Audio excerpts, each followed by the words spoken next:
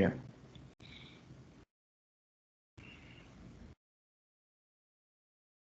So తర్వాత ఏం చేసాం మనము ప్రీవియస్ సెషన్స్లో we have discussed about DCLGEN also. DCLGEN అంటే ఏంటి? డీబీ టు కాపీ బుక్నే మనము డీసిల్జన్ అని అంటాము. అందులో ఏముంటుంది అంటే మన టేబుల్ యొక్క స్ట్రక్చరు, అలాగే దానికి ఈక్వాలెంట్ కోబాల్ట్ హోస్ట్ వేరియబుల్ యొక్క డిక్లరేషన్, ఇలా రెండు ఉంటాయి కాబట్టి మనం దాన్ని కాపీ బుక్ అని అన్నాం, దాన్ని డీసిల్జన్ అని అంటాం. అటువంటి డీసిల్జన్స్ అప్లికేషన్ ప్రోగ్రాంలో యూజ్ చేయాలి అంటే మనము ఇన్క్లూడ్ అనే స్టేట్మెంట్ యూజ్ చేసి వాటిని యూజ్ చేసుకోవచ్చు. అవి కూడా మనం నిన్న చూసాం. ఎక్కడ మనము వర్కింగ్ స్టోరేజ్ సెక్షన్లో in the scope of mention between exec SQL and end exec. అవునా, ఎగ్జిక్ ఎస్క్యూఎల్ ఎండ్ ఎగ్జిక్ మధ్యలో మనము ఇన్క్లూడ్ ఎంప్లాయీ టేబుల్ అని, తర్వాత ఇన్క్లూడ్ ఎస్క్యూఎల్ సిఏ అని మనము యూజ్ చేసాం. అవి ఏంటివి అంటే ఎంప్లాయీ టేబుల్ డిసిజన్ మనం క్రియేట్ చేసింది. అవునా, ఎంప్లాయీ టేబుల్కి క్రియేట్ చేసిన డిసిజన్ను మనం నిన్న యూజ్ చేసుకున్నాం. అలాగే ఎస్క్యూఎల్సి అనేది ఏంటంటే predefined copy book or system defined copy book. ఓకేనండి. The full form of SQLCA is SQL Communication Area. And what is its length? In the sense, its length is 136 bytes and it contains multiple fields. Among those fields, one of the field is SQL code. అవునా, ఒక field ఏది ఉంటుంది దాంట్లో SQL code ఉంటుంది. అసలు SQLCA ఎందుకండి అంటే మనం ఆల్రెడీ చెప్పుకున్నాం, సేమ్ యాజ్ లైక్ ఫైల్స్లో మనము ప్రతి ఒక్క ఆపరేషన్ చేసినప్పుడు అది ఎలాగైతే ఒక రిటర్న్ కోడ్ జనరేట్ చేస్తుందో 00, 10, 33, 34, 35, 39 అలా ఆ రిటర్న్ కోడ్స్ స్టోర్ చేసుకోవడానికి మనం ఏం చేస్తాం, వర్కింగ్ స్టోరేజ్ సెక్షన్లో ఒక వేరియబుల్ని డిక్లేర్ చేస్తాం, ఫైల్ స్టేటస్ ఈజ్ అని ఇచ్చి. అవునా, అదేవిధంగా ఇక్కడ కూడా మనకి SQL క్వైరీస్ ఎగ్జిక్యూట్ అయిన ప్రతిసారి ఒక్కొక్క రిటర్న్ కోడ్ జనరేట్ అవుతుంది అని మనం చెప్పుకున్నాం. ఆ రిటర్న్ కోడ్ స్టోర్ అవ్వడానికి మనకు కూడా ఒక ఫీల్డ్ కావాలి కదా, కాబట్టి మనం ఇక్కడ SQL కోడ్ అనే ఒక వేరియబుల్ని, ఒక ఫీల్డ్ని యూజ్ చేస్తాం. ఆ ఫీల్డ్ ఎక్కడ ఉంటుందంటే ఈ SQLCA అనే కాపీ బుక్లో ఉంటుంది. కాబట్టి ప్రతి ఒక్క కోబాల్ట్ DB2 ప్రోగ్రామ్కి మనం SQLCA యూజ్ చేయాలి. We must and should use SQLCA. అవునా, సో దాని గురించి మనం చూసాము నిన్న. తర్వాత మనం ఏం చేసాము, ఒక సోర్స్ లైబ్రరీలో ఒక్కొక్క మెంబర్ క్రియేట్ చేసి మనము select1 అని చెప్పి ఒక ప్రోగ్రామ్ రాసాం నిన్న మనం. అవునా, రాసిన తర్వాత మనం ఏం చేసాము, మనము దాన్ని ప్రీ కంపైల్ చేసాం. అవునా, మనం ప్రీ కంపైలేషన్ ప్రాసెస్ కూడా మనము చూసాం. అవునా, ప్రీ కంపైలేషన్ ప్రాసెస్ అంటే ఏంటి, సేమ్ యాజ్ లైక్ ఖుషి సినిమా. అందులో ఏం చేస్తాడు, ఫస్ట్ ఒకటిగా ఉన్న హీరోయిన్ విడిపోయి పెద్ద అవుతారు, తర్వాత ఏమవుతారు, మళ్ళీ కలిసిపోతారు అన్నట్టు. ఇక్కడ కూడా అంతే. ఇక్కడ కూడా మన ప్రీ కంపైలేషన్లో యూజ్ చేసే ప్రోగ్రామ్ పేరు ఏంటి అంటే DSNHPC అనే ప్రోగ్రామ్ని యూజ్ చేస్తాం. అండ్ మనం ఆల్రెడీ జేసీలు చూసాం, ప్రీ కంపైల్ చేసి. అందులో మనము సిసిన్లో మనము మన సోర్స్ లైబ్రరీ డీటెయిల్స్, అలాగే మనము ఇంకోటి సిస్లిబ్లో మన డీసిల్జన్ లైబ్రరీ డీటెయిల్స్ మనము పాస్ చేసాం. అవునా, అంటే అవి ఇక్కడ మనం పాస్ చేస్తే అది ఏం చేసింది, 2 halfsగా స్ప్లిట్ చేసింది. 2 halfsగా స్ప్లిట్ చేయడం అంటే ఏంటి, ఒకటేమో ప్యూర్ మార్ఫైల్ సోర్స్ కోడ్, ఇంకొకటేమో DBRM మెంబరు. అలా 2 halfsగా స్ప్లిట్ చేసి at the same time it has generated 2 timestamps. One timestamp will be loaded into that modified source code, another timestamp will be loaded into that DBRM member. అవునా, తర్వాత ఇక్కడ pure modified source code అంటే ఎలా ఉంటుందని చెప్పుకున్నాం మనం నిన్న. It would be replaced with COBOL call statements అని మనం చెప్పుకున్నాము. అది మనం చూసాం కూడా నిన్న, కోబాల్ట్ కాల్ స్టేట్మెంట్స్ ఎలా ఉన్నాయని చెప్పి. CALL కాల్ స్పేస్ ఇన్ కోడ్స్లో DSNHLI and using PLI ST1 ST2 అని చెప్పి మనకి స్టేట్మెంట్ నెంబర్స్ వస్తాయని మీకు నిన్న చూపించాను నేను, ప్రీ కంపైల్ చేసి ఓపెన్ చేసి. సో అలా రీప్లేస్ చేసిన తర్వాత ఏమవుతుందంటే ఆ యొక్క modified source code normal compilation ప్రాసెస్కి వెళ్ళిపోయి ఫైనల్గా లోడ్ మాడ్యూల్ జనరేట్ అవుతుంది. సో ఇక్కడ సెకండ్ హాఫ్లో DBR మెంబర్ ఉంటుంది కదా, it is also not an executable one. అది కూడా ఎగ్జిక్యూటబుల్ వన్ కాదు, అది కూడా మన కోబాల్ లాగే అన్నట్టు. సో దాన్ని కూడా మనం ఏం చేయాలి, ఎగ్జిక్యూటివ్ ఫార్మాట్లోకి మనము కన్వర్ట్ చేసుకోవాలి అన్నట్టు. సో కాబట్టి ఇక్కడ కూడా మనం ఏం చేయాలి, here also it's to go for compilation process, but it is DB to write. So here we have to follow some different terminology. కాబట్టి ఇక్కడ మనము కంపైలేషన్ అని అన్నాం, దాన్ని మనం బైండ్ ప్రాసెస్ అని అంటాం. What is the bind process in the sense bind process is used to make the DBR member as an executable format. అర్థమవుతుందండి. అంటే బైండ్ ప్రాసెస్ ఎందుకు యూజ్ చేస్తామంటే DBR మెంబర్ని ఎగ్జిక్యూటబుల్ ఫార్మాట్గా కన్వర్ట్ చేయడానికి మనము చేస్తాము. సో అది మనం ఈరోజు చూడబోతున్నాం. చూడండి, బైండ్ ప్రాసెస్ నిన్న మనము ప్రీ కంపైలేషన్ గురించి మనం చెప్పుకున్నాం. ఇదంతా మనం నిన్న చెప్పుకున్నాం. ఈ స్లైడ్ నెంబర్ 52లో ఉన్నది. Today we are going to discuss about bind process. Bind process in the sense it is also same as like a compilation process only, and here it is used to convert, it is used to make ఏదైనా అనొచ్చండి మనం. ఓకేనా, it is used to convert the DBR member into executable format. ఓకేనండి. So ఇక్కడ మనం రాసాం చూడండి. ఇక్కడ మనము ఇంతకుముందు మనము ఈ డిఎస్ అండ్ హెచ్పిసి అనేది ఎందుకు యూజ్ చేస్తాము అంటే ప్రీ కంపైలేషన్కి యూజ్ చేస్తాం. మరి మనము బైండ్ ప్రాసెస్కి యూజ్ చేసే ప్రోగ్రామ్ పేరు ఏంటి అంటే IKJEFT01. ఈ పేర్లు మనం గుర్తుపెట్టుకోవాలండి. ఓకేనండి. Here IKJEFT01 program is used to do the bind process. ఓకేనండి. సో ఇక్కడ మనం బైండింగ్ అంటాం, అంటే బైండ్ ప్రాసెస్ అని అంటే ఇక్కడ మనం కంపైలేషన్ అని అన్నామండి. ఇక్కడ మనము బైండ్ ప్రాసెస్ అని అంటాం. అంటే మనకి ప్రీ కంపైలేషన్లో వచ్చిన సెకండ్ అవుట్పుట్ ఏదైతే ఉందో ఆ DBR మెంబర్ అయితే ఉందో అది ఎగ్జిక్యూటబుల్ వన్ కాదు. సో దాన్ని ఎగ్జిక్యూటబుల్గా మార్చడానికి మనం చేసే ప్రాసెస్సే బైండ్ ప్రాసెస్. ఈ బైండ్ ప్రాసెస్ చేసేటప్పుడు మనం కొన్ని పారామీటర్స్ని ప్రొవైడ్ చేస్తాము. ఓకేనండి. ఇది సింపుల్గానే ఉంటుందండి, చాలా సింపుల్. అది మనము గుర్తుపెట్టుకోవాలి. ఇది కూడా ఇంటర్వ్యూ క్వశ్చన్ అండి. వాట్ ఈస్ బైండ్ ప్రాసెస్ అని అడుగుతా. అప్పుడు మనం ఏం చెప్పాలంటే the DBR member which is extracted at the time of pre-compilation is not an executable. So to make it as an executable, we will go for bind process అని మనం చెప్పాలండి. For bind process we will use the program IKJEFT01 అని మనం చెప్పాలి. మరి bind process ఏం జరుగుతుంది అంటే ఏం జరగదండి. DBR మెంబర్లో ఎస్క్యూల్ స్టఫ్ అంటే ఎస్క్యూల్ స్టేట్మెంట్స్ ఉంటాయని చెప్పాను కదా, ఆ స్టేట్మెంట్స్ని అది ప్రాపర్గా రీడ్ చేసి దానికి ఒక మెకానిజంని సెట్ చేస్తుంది అన్నట్టు. అంటే మనము సెలెక్ట్ స్టార్ ఫ్రమ్ టేబుల్ అని పెద్ద select employee ID comma employee name comma employee status from table wear employee ID is equals to E006 అని అలా ఏదైనా ఒక క్వైరీ రాసామనుకోండి. ఆ క్వైరీని చూసి ఆ రీడ్ చేసి ఆ క్వైరీని రీడ్ చేస్తుంది. ఆ క్వైరీని రీడ్ చేసి ఆ క్వైరీ సింటాక్స్ కరెక్ట్గా ఉందా లేదా చెక్ చేస్తుంది. అలాగే ఆ క్వైరీలో మీరు ఇచ్చిన టేబుల్ నేము కాలమ్ నేమ్స్ అవన్నీ కరెక్ట్గా ఉన్నాయా లేదా అని చెక్ చేస్తుంది. అలాగే అసలు ఈ టేబుల్ని యాక్సెస్ చేయడానికి ఈ ఐడికి అంటే ఈ మెయిన్ ఫ్రేమ్ ఐడికి ఆథరైజేషన్ ఉందా లేదా అని చెక్ చేస్తుంది. చెక్ చేసి అంతా ఓకే అయితే ఆ క్వైరీ ఎగ్జిక్యూట్ అవ్వడానికి ఒక ప్రాపర్ మెకానిజం అనేది డిజైన్ చేస్తుంది అన్నట్టు. అంటే ఏ ఇండెక్స్ అంటే ప్రైమరీ ఇండెక్స్ ఏముంది, ఫారిన్కి ఏముంది, ఇవన్నీ అది చెక్ చేసుకొని అది ఏ విధంగా అది ఎఫిషియెంట్గా ఎగ్జిక్యూట్ అవ్వగలదు అని అది ఒక మెకానిజాన్ని అంటే ఒక పాత్ని అది డిఫైన్ చేస్తుంది అన్నట్టు బైండ్ ప్రాసెస్. ఓకేనండి. సో ఇక్కడ మనం అదే రాసాం చూడండి. What it will do means what it will do in bind process in the sense it will read all the SQL statements from the DBR member and it will check for the syntax errors and it checks for the correctness of tables and column definitions, and also it performs authorization verifications, and if everything is okay then it will set some mechanism or it will produce or it will define some mechanism to access the data which is directed by the SQL statements.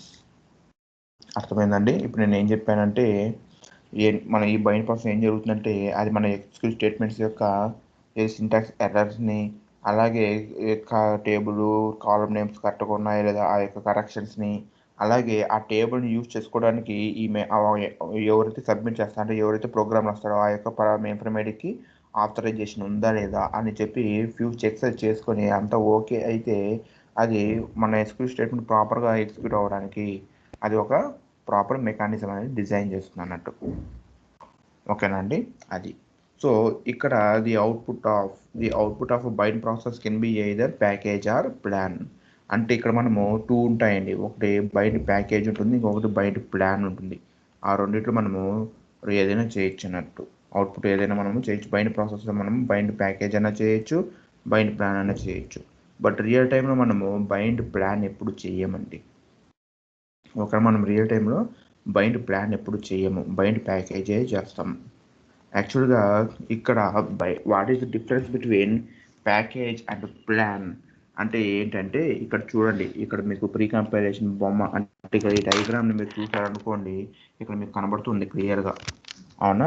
ఇక్కడ మీరు first step చూసారనుకోండి, ఇక్కడ చూడండి compilation step, తర్వాత దాని కింద linkage step, దానికి వచ్చే output ఏంటి, లోడ్ మాడ్యూల్. మనకి లోడ్ మాడ్యూల్ తెలిసిందే, సుపరిచితమే. తర్వాత ఇక్కడ ఈ డీబీఆర్ మెంబర్ చూడండి, ఈ డీబీఆర్ మెంబరు మనకి బైండ్ ప్రాసెస్ వెళ్తుంది. ఈ బైండ్ ప్రాసెస్ వెళ్తే మనకు వచ్చే అవుట్పుట్ ఏంటంటే ప్లాన్ అండి. అంటే ఏముంటుంది, ఇప్పుడు ఈ డీబీఆర్ మెంబర్లో ఎస్క్యూఎల్ స్టఫ్ ఉంటుందని చెప్పాను కదా, అదే ఇక్కడికి ట్రావెల్ అవుతుంది. అంటే అది బైండ్ ప్రాసెస్కి వెళ్ళిపోయి, అంటే ఆ బైండ్ ప్రాసెస్ అనే ప్రాసెస్కి వెళ్ళిపోయి దానికి ఫైనల్గా అది ప్లాన్ అనేది జనరేట్ చేస్తున్నాడు. ఇక్కడ లోడ్ మాడ్యూల్ ఎలాగనో ఇక్కడ మనకి ప్లాన్ అలాగా. ఈ ప్లాన్లో ఎలా ఏముంటుందంటే మనకి ఎస్క్యూఎల్ స్టఫ్ అంటే డీబీఆర్ మెంబర్లో ఉంటాయి కదా, అదే ఎస్క్యూఎల్ స్టఫ్ ఈ ప్లాన్లో ఉంటుంది. సో అలాగే each and every SQL statement స్టఫ్కి ఈజీ యాక్సెస్ పాత్. ఇక మనం చెప్పుకున్నాం కదా, it will design or it will define the mechanism to access the data in easy way అని చెప్పి అలా ఆ యొక్క మెకానిజము ఈ ప్లాన్లో ఉంటుందండి. ఓకేనా? సో అది దాంట్లో ఏముంటాయంటే మళ్ళీ దానికి కలెక్షన్ ఐడీస్ ఉంటాయండి, కలెక్షన్స్. అంటే ప్లాన్లో అంటే ప్లాన్ అనేది ఏంటంటే ఒక జస్ట్ మన ఇల్లే తీసుకోండి, మన ఇల్లు ఏముంటుంది, ఒక పెద్ద ఏరియా అన్నట్టు. అవునా? ఆ ఏరియాలో మళ్ళీ మనకి ఏముంటాయి, చిన్న చిన్న పార్టీషన్స్ ఉంటాయి, కలెక్షన్స్ అంటే రూములు ఉంటాయి, చిన్న చిన్న రూమ్స్. అవునా? First room, second room, third room, fourth room అని చెప్పి. అవునా? అలా ప్లాన్లో మళ్ళీ మనకి కొన్ని కంటైనర్స్ ఉంటాయి అన్నట్టు, కంటైనర్స్ ఉంటాయి. ఆ కంటైనర్స్లో మనకి ప్యాకేజెస్ ఉంటాయి అన్నట్టు. ప్యాకేజెస్ అంటే ఇప్పుడు మనం రూమ్లో మనము ఎలాగైతే ఉంటామో ఇక్కడ పనిచేసేది ఎవరు, యాక్చువల్గా ఇక్కడ పని జరుగుతుంది ఎక్కడంటే ఇంట్లోనే, బట్ ఇక్కడ పనిచేసేది ఎవరంటే మనం. అవునా? ఇన్ ది సేమ్ వే ఇక్కడ ప్యాకేజెస్ అన్నట్టు. అంటే ఏంటి, మనకి ప్లాన్ ఉంటుంది, ప్లాన్ ఒకటి ఉంటుంది. ఒక ప్లాన్లో మనకి ఎన్నైనా కలెక్షన్ ఐడీస్ ఉండొచ్చు, కలెక్షన్స్ ఉండొచ్చు. ఒక్కొక్క కలెక్షన్లో ఎన్నైనా ప్యాకేజెస్ ఉండొచ్చు. ఓకేనండి? సో ఇక్కడ ఈ ప్లాన్ ఎవరు క్రియేట్ చేస్తారు అంటే అడ్మిన్ క్రియేట్ చేస్తాడండి. ఓకేనా? బైండ్ ప్లాన్ రియల్ టైంలో మనం డెవలపర్స్ ఎప్పుడు చేయము. సో ఇది కూడా interview question, have you ever done bind plan అంటే మనము నో అని చెప్పాలి. ఓకేనా? సో మేము చేయము, we will go only with bind package అని మనం చెప్పాలన్నట్టు. అంటే ఇక్కడ మనము ఈ బైండ్ ప్రాసెస్ చేస్తే ఈ డీబీఆర్ఎంని తీసుకెళ్ళిపోయి మనము కంపైలేషన్ ప్రాసెస్ అన్నాం. ఇక్కడ మనము దాన్ని బైండ్ ప్రాసెస్ అని అంటాం. ఇక్కడ ఈ డీబీఆర్ మెంబర్ తీసుకెళ్ళి మనము బైండ్ ప్రాసెస్ చేస్తే మనకి వచ్చే అవుట్పుట్ ప్యాకేజ్. ఈ ప్యాకేజ్లో ఏముంటుందంటే ఈ ఎస్క్యూఎల్ స్టఫ్ ఇందులో ట్రావెల్ అవుతుంది. ఎస్క్యూఎల్ స్టఫ్ ఇందులో ట్రావెల్ అయ్యి ఇందులో ప్రతి ఒక్క ఎస్క్యూఎల్ స్టేట్మెంట్ ఎలా ఎగ్జిక్యూట్ అవ్వాలి అనే ఒక మెకానిజంని అది డిఫైన్ చేసి పెడుతుంది. మరి ప్లాన్లో కూడా అదే ఉంటుంది అన్నారు కదా సార్, అదే చెప్పారు కదా మీరు అంటే అవునండి, ప్లాన్లో ప్యాకేజీలో ఒక్కటే ఉంటుంది అన్నట్టు. కాబట్టి మనము డైరెక్ట్గా బైండ్ ప్లాన్ అన్నా చేసుకోవచ్చు, బైండ్ ప్యాకేజ్ అన్నా చేసుకోవచ్చు. బట్ రియల్ టైంలో మనము బైండ్ ప్యాకేజే చేస్తాం, ఎందుకంటే bind plan is costlier than bind package. That's why we never recommend for bind plan. అంటే బైండ్ ప్యాకేజ్ కంటే బైండ్ ప్లాన్ అనేది కాస్ట్లీ అన్నట్టు. కాబట్టి మనం రియల్ టైంలో బైండ్ ప్లాన్ ఎప్పుడు వెళ్ళాం. కాబట్టి రియల్ టైంలో మనం ఒకే ఒక ప్లాన్ పెడతారు, అంటే ఒకటని కాదు, that depends upon the requirement. Test ఎన్విరాన్మెంట్కి ఒక ప్లాన్ పెడతారు, అలాగే ప్రొడక్షన్ ఎన్విరాన్మెంట్కి ఒక ప్లాన్ పెడతారు అన్నట్టు. సో ఆ ప్లాన్లో ఇలా డిఫరెంట్ కంటైనర్స్ అంటే డిఫరెంట్ కలెక్షన్స్, ఇలా ఒక 5-6 కలెక్షన్స్ పెట్టేస్తారు అన్నట్టు అడ్మిన్ అనేవాడు. పెట్టేసి మనకి ఆ డీటెయిల్స్ ఇస్తారు అంతే, ఈ ప్లాన్ వాడుకో, ఈ కలెక్షన్ వాడుకో అని చెప్పి ఇస్తారు. మనము ఆ ప్లాన్లోకి మనం ఇలా లింక్ చేస్తాం ప్యాకేజీని. నేను మీకు చూపిస్తానండి. మనము ఒక ప్లాన్కి ఇండైరెక్ట్గా మనం ఒక ప్యాకేజీని ఎలా లింక్ చేస్తాం అంటే ఇలా ఎలా పెడతామని. అంటే ఇక్కడ ఏం చేస్తామంటే మనము బైండ్ ప్యాకేజ్ ప్రాసెస్కి మాత్రమే వెళ్తాం రియల్ టైంలో డెవలపర్స్. కాబట్టి ఈ బైండ్ ప్యాకేజ్ చేసేటప్పుడు ఈ కలెక్షన్ చూశారు, ఈ కలెక్షన్ నేమ్ మనం అక్కడ మెన్షన్ చేస్తాం అన్నట్టు. ఈ కలెక్షన్ ఎక్కడ ఉంటుంది? ఈ ప్లాన్లో ఉంటుంది. అంటే ఏంటి, మీరు ఈ ప్యాకేజ్ని కలెక్షన్లో పెట్టారంటే ఈ ప్యాకేజ్ ఈ ప్లాన్లోకి మీరు ఇచ్చేసినట్టు ఇండైరెక్ట్గా, అంతే కదా. ఈ కలెక్షన్ ఇందులోనే ఉంది, ప్లాన్లో ఉంది. మరి ఈ ప్యాకేజ్ని మీరు కలెక్షన్లో పెడితే ఆ కలెక్షన్ ఎక్కడ ఉంది? ప్లాన్లో ఉంది. That means you are indirectly linking your package to plan. ఓకేనండి. ఇక్కడ ఈ ప్లాన్లో ప్యాకేజ్లో ఏముంటాయంటే plan and package contains same activities. Okay, మనం ఇదే చెప్పాలి. What is the difference between plan and package? In the sense both contains the same activities. That means both contains SQL stuff and both contains the mechanism on how to execute the SQL statements and access the data. అంటే ఏంటి, రెండిట్లో ఏముంటాయంటే SQL stuff ఉంటుంది, అలాగే ప్రతి ఒక్క SQL step ఎలా అంటే SQL statement ఎలా ఎగ్జిక్యూట్ అవ్వాలి, ఎలా ఎగ్జిక్యూట్ అయ్యి డేటాని యాక్సెస్ చేయాలి అనే ఒక మెకానిజము వీటిలో ఉంటుంది అని చెప్పాలి. మరి రెండింటిలో ఒకటి ఉన్న డిఫరెన్స్ ఏంటి అంటే here plan is executable, package is not and executable. ఈ ఒక్కటే డిఫరెన్స్. ఓకేనండి. చూడండి, ఇక్కడ మనం రాసుకున్నాం. ఇక్కడ IKJFT01 is a type of compiler for SQL statements binding, and here DBR which is extracted at the time of pre-compilation is not an executable. So to make it an executable, we will go for bind process.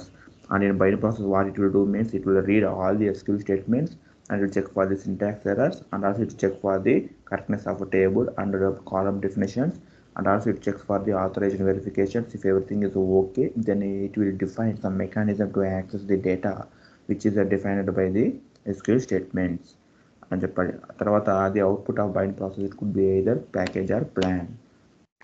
తర్వాత plan, ఇక్కడ చూడండి మనం రాసుకున్నాం here package is not an executable but plan is executable. మరి plan యొక్క purpose ఏంటి sir, మనకు package ఉంది కదా అని అనుకోవచ్చు మనం.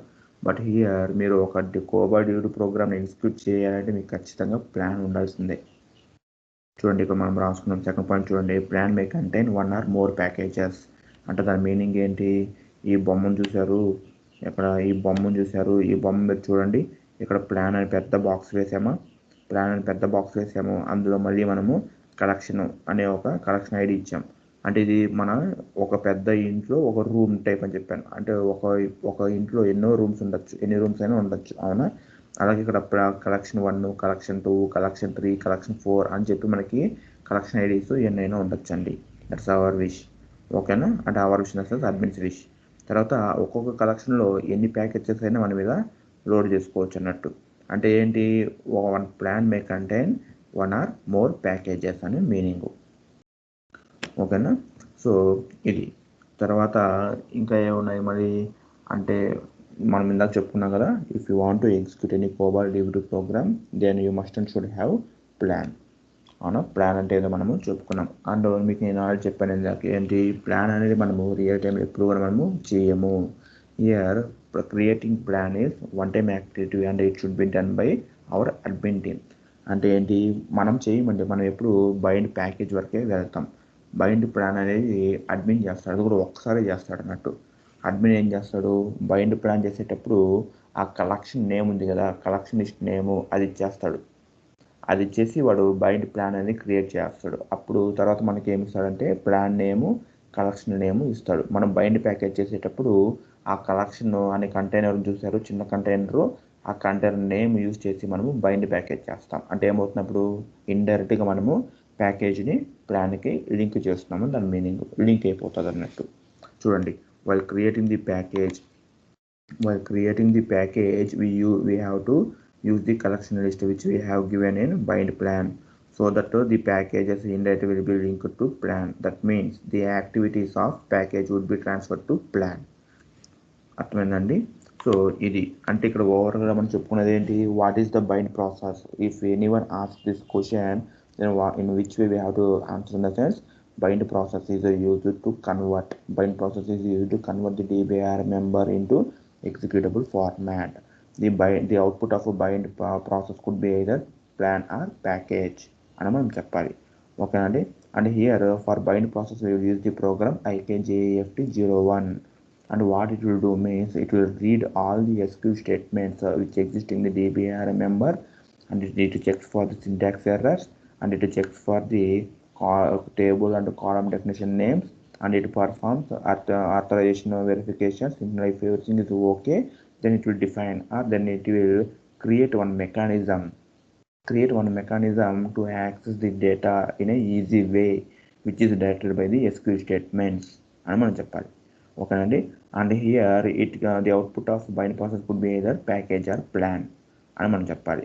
And here what is the difference between package and plan అని మనం ఎవరిని అడిగారు అనుకోండి, అప్పుడు మనం ఏం చెప్పాలంటే package and plan both contains same things.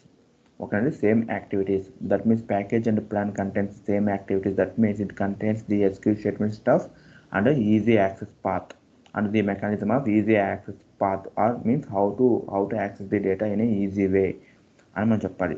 Then what's the difference in the sense? So here package is not an executable and plan is executable అని మనం చెప్పాలి.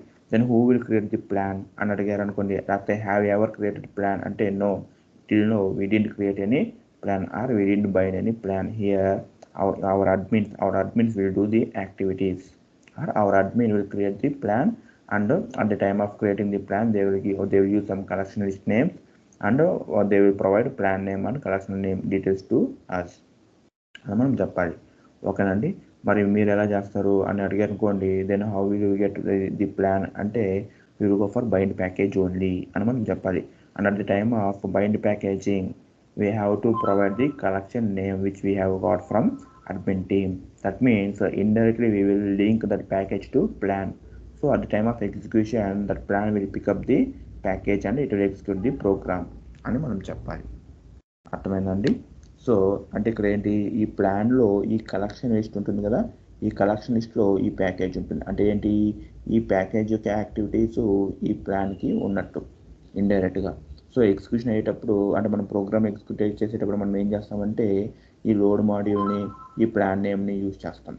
ఈ ప్లాన్ ఏం చేస్తుందంటే మనకి ఇక్కడికి వెళ్ళిపోయి కలెక్షన్ అంటే మనకు చాలా కలెక్షన్స్ ఉంటాయి కదా, ఆ కలెక్షన్స్ అన్నీ సెర్చ్ చేసి మనకు కావాల్సిన ప్యాకేజ్ ఏదైతే ఉందో ఆ ప్యాకేజ్ని తీసుకొని అది ఎగ్జిక్యూట్ అయిపోతుంది అన్నట్టు. అంటే ఈ కలెక్షన్లో ఎన్ని ప్యాకేజెస్ అయినా ఉండొచ్చు, దట్స్ అవర్ విష్. అంటే సిస్టమ్ స్టోర్ చేయగలదు. ఓకేనా. మళ్ళీ ఈ కలెక్షన్స్ ఎన్నైనా ఉండొచ్చు ఒక ప్లాన్లో. ఓకేనా, సిస్టమ్ స్టోర్ చేయగలదు అన్నట్టు. సో ఇది మరి ఎలా మీరు బైండ్ ప్రాసెస్ చేస్తారు అంటే ఇక్కడ చూడండి, ఇక్కడ మనము చూసారా bind package, bind plan. First admin అని వాడు ఏం చేస్తాడంటే ఈ బైండ్ ప్లాన్ చేస్తాడు. అది కూడా ఎలా చేస్తాడంటే by using the syntax DSN system name. అంటే ఇక్కడ మనకి ఇది డిఫరెంట్ ఉంటుందండి. ఒక రియల్ టైంలో ప్రొడక్షన్కి అయితే ఒక నేము, అలాగే టెస్ట్ రీజన్కి అయితే ఒక నేము అలా ఉంటుంది. ఇది కూడా ప్రతి ఒక్క ప్రాజెక్ట్లో ఒకేలా ఉంటుందా అంటే ఉండదండి, డిఫరెంట్గా ఉంటుంది. అంటే ఇలా ఉండొచ్చు DAT1 అంటే డేటాబేస్ టెస్ట్ రీజియన్ అని, లేకపోతే DAP1 అంటే డేటాబేస్ ప్రొడక్షన్ 1 అని, లేకపోతే ఇలా ఏవైనా ఉండొచ్చండి. మన పెన్ డ్రైవ్లో యూజ్ చేసేది వచ్చి DB9G.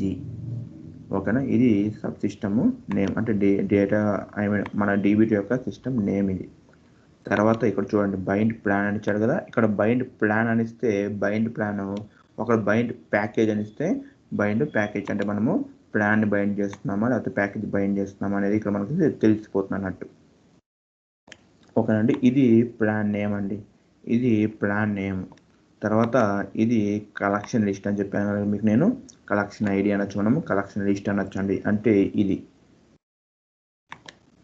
ఇక్కడ చూడండి ఈ ప్లాన్లో అంటే నేను మీకు ఏం చెప్పాను, అడ్మిన్ అనేవాడు ప్లాన్ క్రియేట్ చేస్తాడు. ప్లాన్ క్రియేట్ చేసేటప్పుడు వాడు కలెక్షన్ లిస్ట్ నేమ్ ఇచ్చేస్తాడు, అంటే కలెక్షన్ ఐడి నేము అందులో ఇచ్చేస్తాడు అని చెప్పాను, అవునా. సో అదే ఇది చూడండి ఇక్కడ పీకే లిస్ట్ అంటే మనము కలెక్షన్ ఐడి అనొచ్చు, లేకపోతే కలెక్షన్ లిస్ట్ అనొచ్చు దాన్ని. ఓకేనా, ఇలా వాడు కలెక్షన్ లిస్ట్ ఇలా బ్రాకెట్లో దాని యొక్క నేము .స్టార్ ఇచ్చేస్తాడు. ఓకేనా. తర్వాత ఈ లోడ్ లైబ్రరీ అంటే మనం లోడ్ మాడ్యూల్స్ ఎక్కడైతే స్టోర్ చేస్తున్నామో ఆ లోడ్ మాడ్యూల్ యొక్క డీటెయిల్స్ ఇక్కడ ప్రొవైడ్ చేస్తారు అన్నట్టు. సో ఇలా ఇచ్చి వాళ్ళు సబ్మిట్ కొడతారు. అయితే అప్పుడు ఏమవుతుందంటే ఒక ప్లాన్ అంటే ఈ నేమ్తో ఒక ప్లాన్ అనేది క్రియేట్ అయిపోతుంది. ఆ ప్లాన్లో ఈ యొక్క కంటైనర్ అనేది క్రియేట్ అవుతుంది అన్నట్టు. సో ఇలా క్రియేట్ చేసి మనకి ఏం చేస్తారంటే అడ్మిన్ వాళ్ళు ఈ రెండు మనకి ప్రొవైడ్ చేస్తారు అన్నట్టు.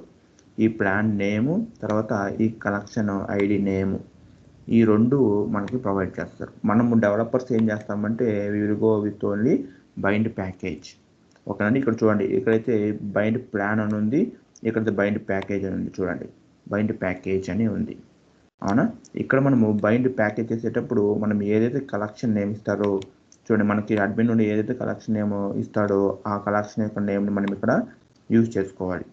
చూడండి, అంటే ఏంటి ఇక్కడ we are binding our DBR member into this collection, and where is this collection is existing in the sense in this plan. That means we are binding our DBR member indirectly to our plan. అవునండి. చూడండి, ఇక్కడ మనము ఇక్కడ క్లియర్గా కనబడుతుంది మనకి. చూడండి, ఇక్కడ మనకి ప్లాన్లో కలెక్షన్ ఉంది. ఆ కలెక్షన్ని మనం ఏం చేస్తున్నాం, కలెక్షన్ని ఈ ప్యాకేజ్ షో చేయడానికి యూజ్ చేస్తున్నాం. అవునా? సో ఇక్కడ అదే జరుగుతుంది. చూడండి, కొంచెం లాజికల్గా ఆలోచించండి. ఓకేనా? చూడండి, బైండ్ ప్లాన్ అప్పుడు ఒక కలెక్షన్ని అందులో క్రియేట్ చేస్తున్నాడు, ఆ కలెక్షన్ని మనకి ఇస్తున్నాడు.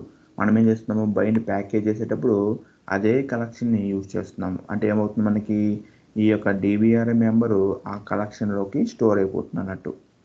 అవునా? అంటే దాని మీనింగ్ ఏంది, అదే DBR మెంబరు ఆ ప్లాన్కి యాక్సెస్ అవుతుంది అని, అంటే లింక్ అవుతుంది అని దాని మీనింగ్. అవునా? అది.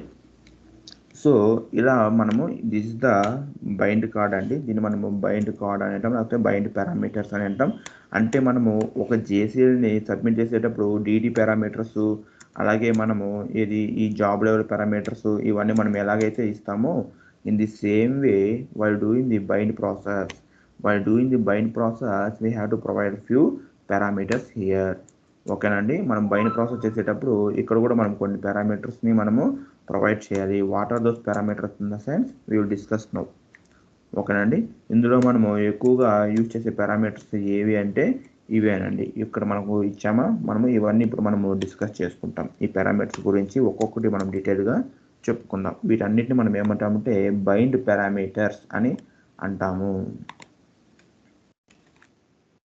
ఓకేనండి. వీటన్నిటిని మనము బైండ్ పారామీటర్స్ అని అంటాము. ఇక్కడ DSN సిస్టమ్ ఎందుకు యూజ్ చేస్తామంటే ఈ పారామీటరు ఇక్కడ మన డేటాబేస్ అంటే DBT యొక్క సిస్టమ్ నేమ్ ప్రొవైడ్ చేయడానికి ఇక్కడ మనము ఈ యొక్క సింటాక్స్ మనము యూజ్ చేస్తాం. DSN సిస్టమ్ అనే పారామీటర్ ఎందుకు యూజ్ చేస్తామంటే మన డేటాబేస్ యొక్క ఎన్విరాన్మెంట్, అది టెస్ట్ రీజియనా లేకపోతే ప్రొడక్షన్ రీజియనా అని మనం చెప్పడానికి ఇక్కడ మనం ఇది యూజ్ చేస్తాం. ఒకవేళ టెస్ట్ రీజియన్ అనుకోండి ఇలా T ఇస్తాము, ఒకవేళ ప్రొడక్షన్ అనుకోండి P ఇస్తాం. ఇవే ఇస్తామా సార్ అంటే we are not sure, that depends upon the project. That's why it may vary అన్నట్టు. కాదు, మీరు నోట్ వరీ, మీరు రియల్ టైంకి వెళ్ళిన తర్వాత మీరు అక్కడ చెక్ చేస్తే మీకు క్లియర్గా కనబడుతుంది. తర్వాత మీరు ఒకవేళ బైండ్ ప్యాకేజ్ చేయాలనుకుంటే ఇక్కడ మీరు బైండ్ ప్యాకేజ్ అని ఇవ్వాలి. ఒకవేళ మీరు బైండ్ ప్లాన్ చేయాలి అనుకుంటే మీరు ఇక్కడ బైండ్ ప్లాన్ అని ఇవ్వాలి. ఇచ్చేసి ఇక్కడ మీరు ప్యాకేజ్కి అయితే కలెక్షన్ ఐడి యొక్క నేమ్ ఇక్కడ మీరు ప్రొవైడ్ చేయాలి. ఒకవేళ బైండ్ ప్లాన్ అయితే ప్లాన్ నేమ్ని మీరు ఇక్కడ ప్రొవైడ్ చేయాలి. తర్వాత మెంబర్ అంటే మనం ఏ మెంబర్ని మనము బైండ్ చేస్తున్నాము, ఆ యొక్క DBR మెంబర్ నేమ్ మనం ఇక్కడ ప్రొవైడ్ చేయాలి. తర్వాత ఓనర్, ఈ ఓనర్ అనేది మనము ప్రొవైడ్ చేయకపోయినా నో ప్రాబ్లం అండి. ఈ ఓనర్ అనేది ఏంటంటే మన యొక్క మెయిన్ ఫ్రేమ్ ఐడి ఉంటుంది కదా, ఆ మెయిన్ ఫ్రేమ్ ఐడిని ఇక్కడ మనము ప్రొవైడ్ చేయాలన్నట్టు. ఓనర్ వచ్చేసి బ్రాకెట్లో మనము IBM యూజర్ అని చెప్పి మన మెయిన్ ఫ్రేమ్ ఐడిని ఇవ్వచ్చు, ఇవ్వకపోవచ్చు, దట్స్ అవర్ విష్. ఓకేనా?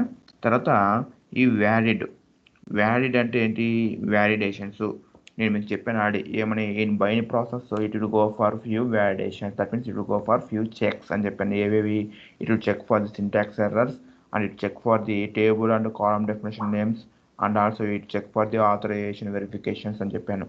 అవునా? అవి చేస్తున్నానంటూ వ్యాలిడ్ అని ఇస్తే. ఓకేనా? వ్యాలిడ్ అని ఇచ్చి ఇక్కడ మనకి 2 ఆప్షన్స్ ఉంటాయండి, బైండ్, ఇంకోటి రన్ టైమ్. అవునా?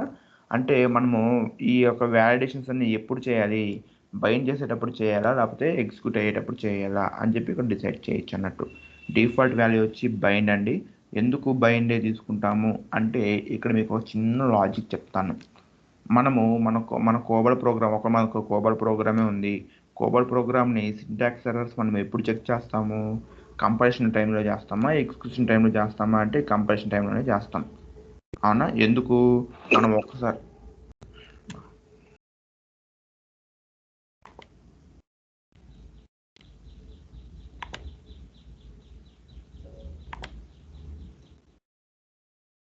ఎందుకు మనము కంపైలేషన్ టైంలో సింటాక్స్ ఎర్రర్స్ చెక్ చేస్తాము అంటే, compilation is one time activity.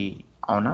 మనము ఒక్కసారి కంపైల్ చేస్తే చాలు. ఒక్కసారి కంపైల్ చేస్తే మనకి లోడ్ మాడ్యూల్ జనరేట్ అయిపోతుంది. దాన్ని మనము ఎన్నిసార్లు కావాలంటే అన్నిసార్లు మనము ఎగ్జిక్యూట్ చేసుకోవచ్చు. మనం ఆల్రెడీ చూసాం. కంపైల్ చేసి యూజ్ చేసి మనం కంపైల్ చేయడము, తర్వాత రన్ చేసి యూజ్ చేసి మనము ప్రోగ్రామ్స్ని రన్ చేయడము. అవునా? We have executed a particular program for more then one time also. అవునా? మనం చాలాసార్లు ఒకసారి కంటే ఎక్కువ సార్లు కూడా మనము ఎగ్జిక్యూట్ చేసాం ఒక ప్రోగ్రామ్ని. అవునా? లోడ్ మాడ్యూల్ని యూజ్ చేసి. అవునా? అంటే దాని మీనింగ్ ఏంటి? We will do all the validation at the time of compilation time only. ఎక్కడ పోబాలేదు. ఇన్ ది సేమ్ వే ఇక్కడ కూడా. అవునండి, ఇక్కడ కూడా బైండ్ ప్రాసెస్ అనేది మనం ఏం చెప్పుకున్నాము, బైండ్ ప్రాసెస్ అనేది same as like compilation process లాగానే. అవునా? కాబట్టి ఇక్కడ మనము బైండ్ ప్రాసెస్ అప్పుడే మనము వ్యాలిడేషన్స్ అన్ని చేసుకోవడం బెటర్. ఎందుకు? బైండ్ ప్రాసెస్ అనుకోండి, మళ్ళీ మనము బైండ్ ప్రాసెస్ చేసి దానికి మొత్తము మనం ప్యాకేజ్ మొత్తం క్రియేట్ చేసి మళ్ళీ మనం ఎగ్జిక్యూట్ చేసేటప్పుడు వ్యాలిడేషన్ చేసుకోవడం కంటే మనము బైండ్ ప్రాసెస్ అప్పుడు అంటే వన్ టైం యాక్టివిటీ కదా, కాబట్టి మనము అప్పుడు చేసుకోవడమే బెటర్ అన్నట్టు. సో ఇక్కడ ఏం చేస్తుంది, సింటాక్స్ ఎర్రర్స్ ఏమైనా ఉన్నాయా, లేకపోతే మనం కరెక్ట్గా కాలమ్ నేమ్స్ టేబుల్ నేమ్స్ కరెక్ట్గా యూజ్ చేశారా లేదా, తర్వాత ఆథరైజేషన్ ఉందా లేదా అని చెప్పి ఈ చెక్స్ అన్ని బైండింగ్ అప్పుడే చేస్తుంది అన్నట్టు. ఓకేనా? తర్వాత మనం ఎగ్జిక్యూషన్ అనేది ఎన్నిసార్లు చేసుకోవచ్చు ఆ ప్లాన్ ప్యాకేజ్ నేమ్ని యూజ్ చేసుకొని. కాబట్టి ఇక్కడ మనకి వ్యాలిడ్లో మనము బైండే ఇస్తాం. ఒకవేళ వ్యాలిడ్ మనము రన్ అని ఇచ్చామనుకోండి, అప్పుడు అది ఎగ్జిక్యూట్ అయ్యే ప్రతిసారి అది ఈ యొక్క సింటాక్స్ ఎర్రర్స్, ఆథరైజేషన్ వెరిఫికేషన్స్ ఇవన్నీ చేసుకుంటూ ఉంటుంది. అంటే వ్యాలిడేషన్స్ అన్ని చేసుకుంటూ ఉంటుంది. దానివల్ల మనకు జరిగే నష్టం ఏంటంటే టైం కన్సప్షన్ అన్నట్టు, టైం వేస్ట్, కొంచెం టైం తీసుకుంటుంది. కాబట్టి మనము వ్యాలిడ్లో మనము ఓన్లీ బైండ్ అనే వాల్యూనే ఇవ్వాలి. ఒకవేళ మీరు ఈ వ్యాలిడ్ అనే పారామీటర్ యూజ్ చేయకపోయినా నో ప్రాబ్లం, అది డిఫాల్ట్గా బైండ్ అనే వాల్యూనే తీసుకుంటుంది అన్నట్టు. తర్వాత రిలీజు ఎక్వైర్. రిలీజ్ అంటే ఏంటి? వదిలేయడం. ఎక్వైర్ అంటే ఏంటి? పట్టుకోవడం. అవునా? అంటే మీకు గుర్తుందో లేదో, మనము డీబీ2 చెప్పుకున్న ఫస్ట్ సెషన్లో మనం చెప్పుకున్న what are the advantages of DB2 against file system. అంటే మనం అప్పుడు ఏం చెప్పుకున్నాము, అందులో ఒక పాయింట్ కాన్కరెన్సీ అండ్ ఇంటిగ్రిటీ అని మనం చెప్పుకున్నాం. అవును, కాన్కరెన్సీ అంటే ఇంటిగ్రిటీ అంటే ఏంటి? కాన్కరెన్సీ అంటే simultaneously or at a time. అంటే at a time or simultaneously multiple users can share the same table for writing purpose also అని మనం చెప్పుకున్నాం. అవునా? దాన్ని కాన్కరెన్సీ అని అంటాం.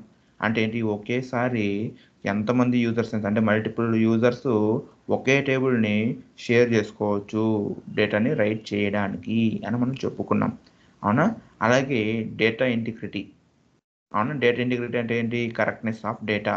అంటే ఏంటి? ఒకేసారి ఎంతమంది యూజర్స్ ఒకే టేబుల్ని రైటింగ్ పర్పస్కి యాక్సెస్ చేసుకున్నప్పటికీ ఏ ఒక్కరికి అది డిస్టర్బెన్స్ అనేది రాదు.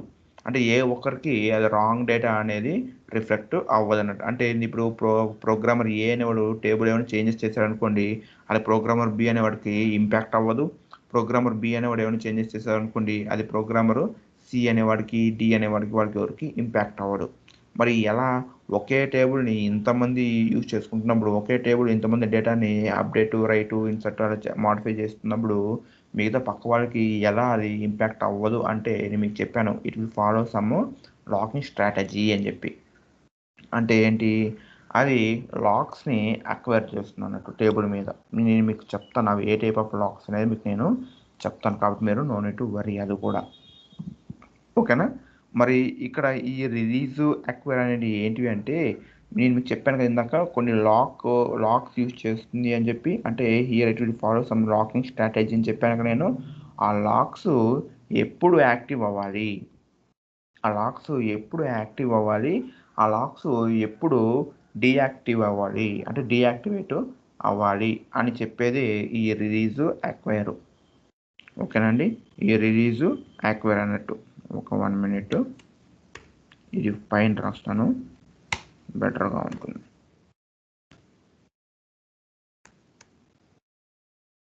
సో ఇది రిలీజ్ అక్వైర్ అంటే యాక్టివేట్ అండి. అంటే లాక్ ఎప్పుడు యాక్టివేట్ అవ్వాలి అనేది ఇది. మరి కిందకి వచ్చిందా?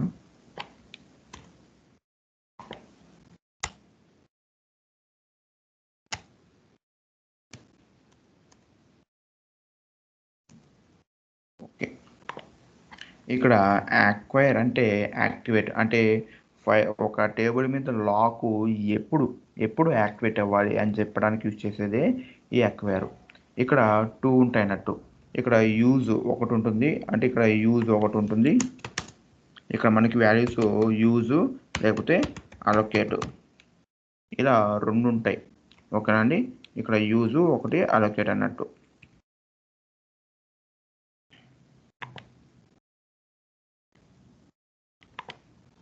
ఇక్కడ యూజ్ అలొకేట్ మనకి what is the recommended value అంటే యూజ్ అండి. What is the recommended value for acquire అంటే యూజ్. ఇక్కడ యూజ్ అంటే ఏంటంటే మనకి ఆ క్వైరీ ఎప్పుడైతే ఎగ్జిక్యూట్ అవుతుందో, ఇప్పుడు మన ప్రోగ్రామ్ ఉంది కదండి, మన ప్రోగ్రామ్ ఇప్పుడు మీకు ఒకటి చూపిస్తాను. 1 minute. TSO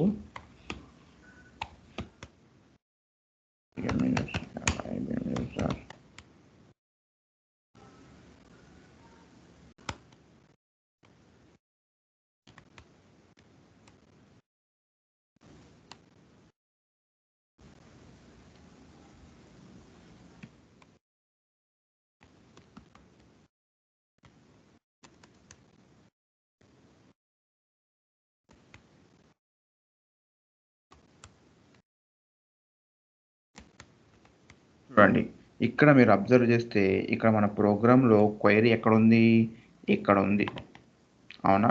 సో ఇక్కడ మీరు యాక్వైర్లో యూజ్ ఇచ్చారనుకోండి, అప్పుడు ఏమవుతుందంటే ఈ ప్రోగ్రాము రన్ అయ్యేటప్పుడు, అంటే ప్రోగ్రామ్ ఎగ్జిక్యూషన్ ఎప్పుడైతే స్టార్ట్ అవుతుందో అది సైలెంట్గానే ఉంటుంది. ఎప్పుడైతే ఈ లైన్ బై లైన్ ఎగ్జిక్యూట్ అవుతూ ఎప్పుడైతే ఈ ప్రొసీజర్ డివిజన్లో ఎప్పుడైతే ఈ క్వైరీ ఎగ్జిక్యూషన్ అనేది వస్తుందో, అంటే ఈ క్వైరీ ఎగ్జిక్యూషన్ అయ్యే చోటకి ఎప్పుడైతే మనకు కర్సర్ అనేది వస్తుందో అప్పుడు మాత్రమే ఇక్కడ లాక్ అనేది యాక్టివేట్ అవుతుంది.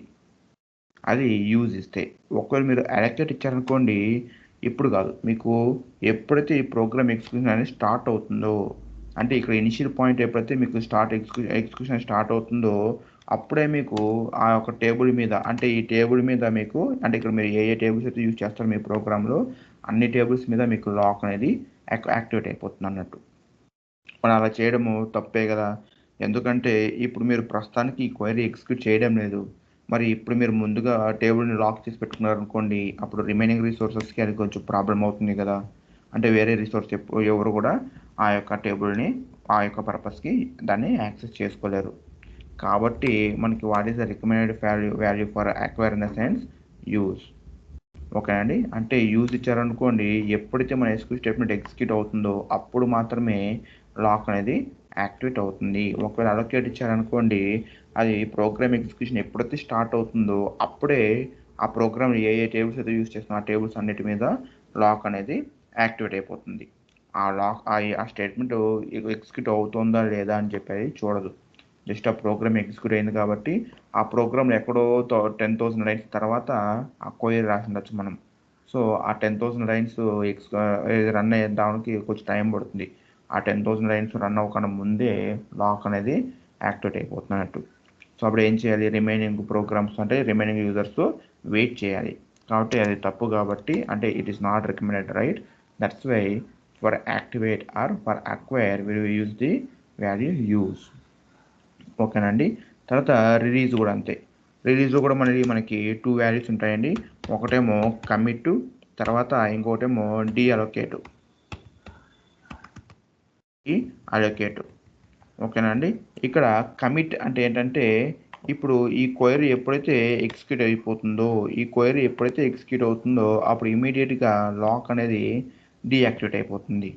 అదే మీరు డీఅలొకేట్ ఇచ్చారనుకోండి, అది డీయాక్టివేట్ అవ్వదు. ఈ ఎంటైర్ ప్రోగ్రాము ఎప్పుడైతే టర్మినేట్ అయిపోతుందో, అంటే ఎంటైర్ ప్రోగ్రామ్ ఎగ్జిక్యూషన్ ఎప్పుడైతే కంప్లీట్ అయిపోతుందో అప్పుడు మాత్రమే లాక్ని రిలీజ్ చేస్తుంది.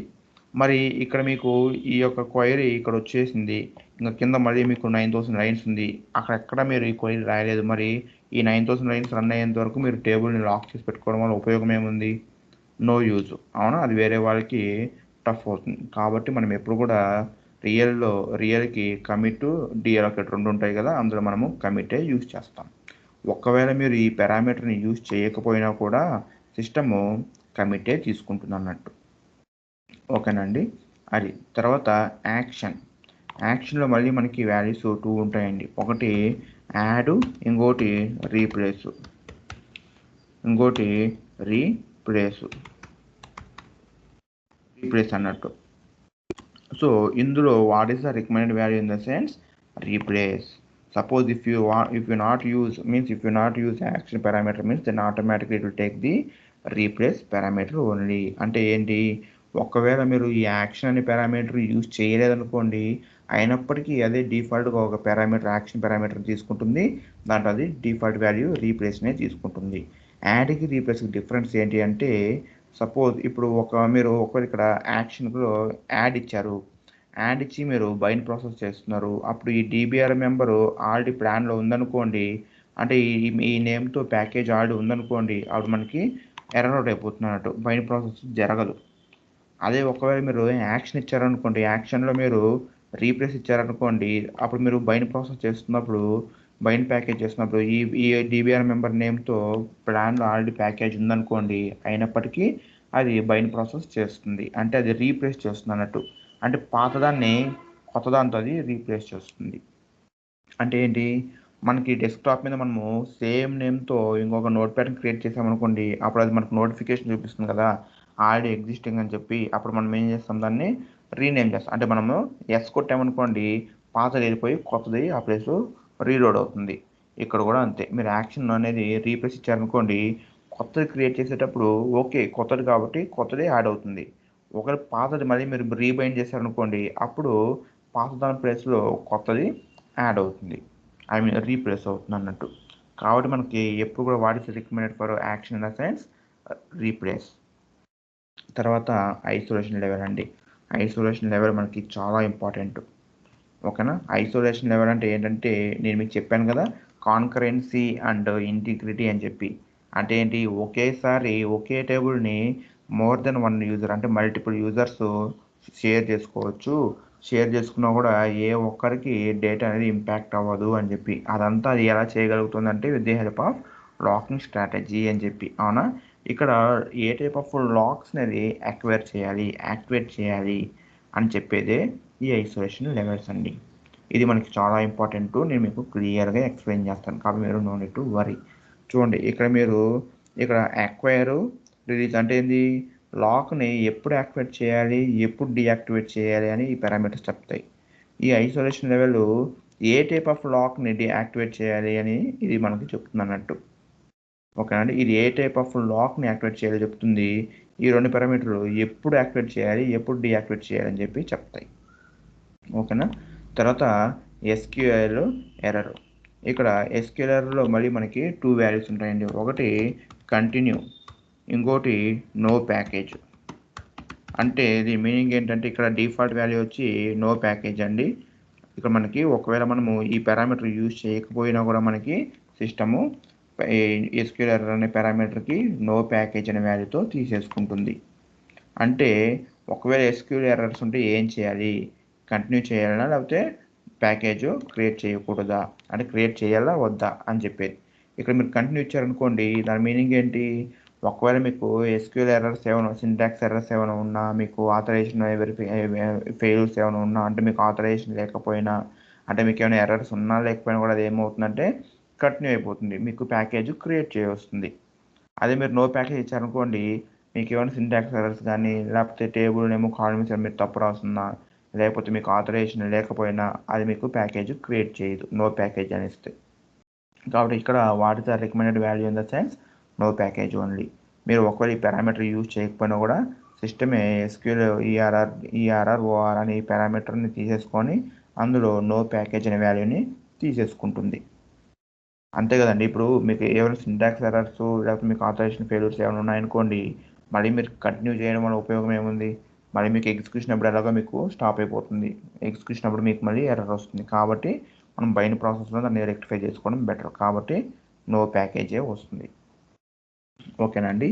సో ఇక్కడ నేను మీకు ప్రతి ఒక్క పారామీటర్కి క్లియర్గా నేను ఇక్కడ ఎక్స్ప్లెనేషన్ ఇచ్చాను. ఇప్పుడు నేను మీకు ఏదైతే చెప్పానో అదంతా ఇక్కడ నేను మీకు క్లియర్గా రాశాను.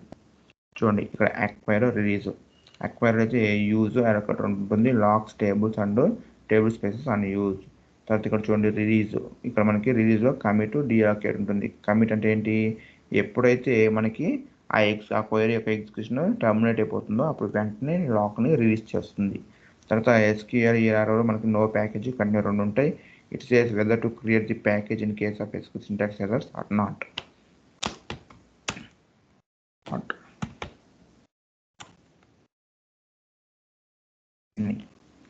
ఓకేనండి. ఇది తర్వాత ఐసోలేషన్ లెవెల్స్ అనేటివి మనకి చాలా ఇంపార్టెంట్ అండి.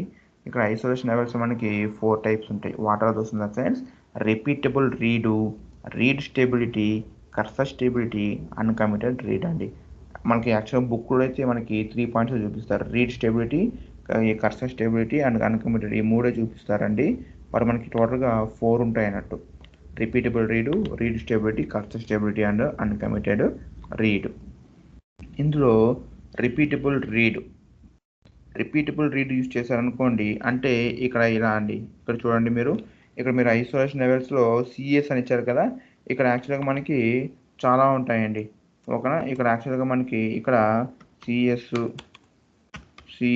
కర్సర్, లేకపోతే ఆర్ఆర్ అంటే రిపీటబుల్ రీడు, తర్వాత ఆర్ఎస్ అంటే రీడ్ స్టేబిలిటీ, తర్వాత సిఎస్ అంటే కర్సర్ స్టేబిలిటీ, తర్వాత యూఆర్ అంటే అన్కమిటెడ్ రీడు. ఇందులో రికమెండెడ్ వాల్యూ ఏది అంటే సిఎస్ అండి. డిఫాల్ట్ వాల్యూ వచ్చి మనము రికమెండెడ్ వాల్యూ అని కూడా మనము అనొచ్చు దీన్ని, ఇలా అన్నట్టు. సిఎస్ అంటే కర్సర్ స్టేబిలిటీ. ఎందుకు ఇదే తీసుకునింది రికమెండెడ్ వాల్యూగా, డిఫాల్ట్ వాల్యూగా అంటే నేను మీకు చెప్తాను. ఫస్ట్ ఆర్ఆర్ గురించి చెప్పుకుందాం. ఇది ఆర్ఆర్ అనేది ఏంటంటే it would be like some table lock అన్నట్టు. ఓకేనండి, it would be like some table lock. ఇక్కడ మనకి యాక్చువల్గా మనకి టోటల్ 4 టైప్స్ ఆఫ్ లాక్స్ ఉంటాయండి. యాక్చువల్గా లాక్ అనేది 4 లెవెల్స్ ఉంటాయి. What are those in the sense, 1 minute అండి.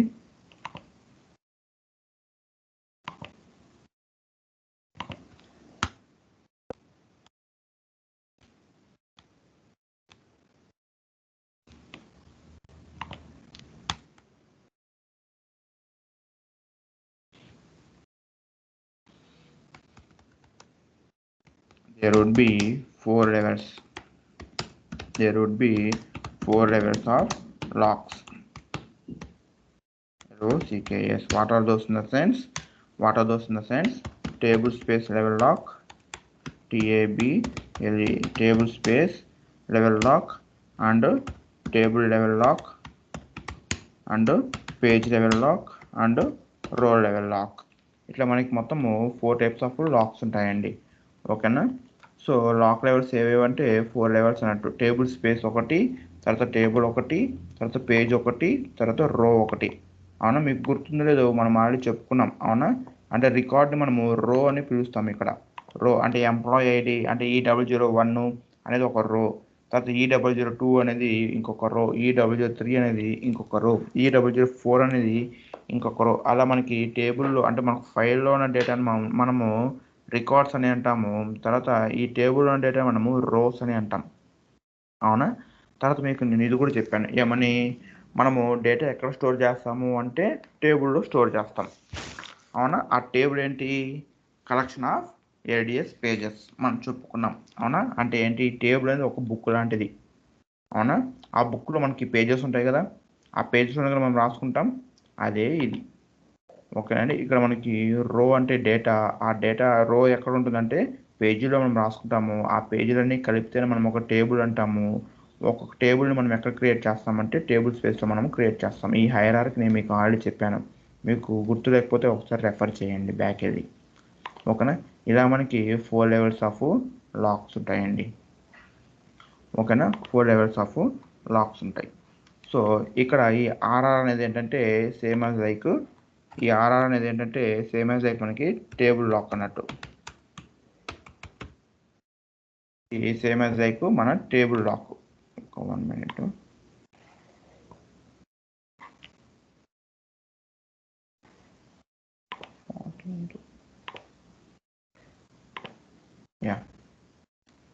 ఈ ఆర్ఆర్ అనేది ఏంటంటే టేబుల్ లాక్.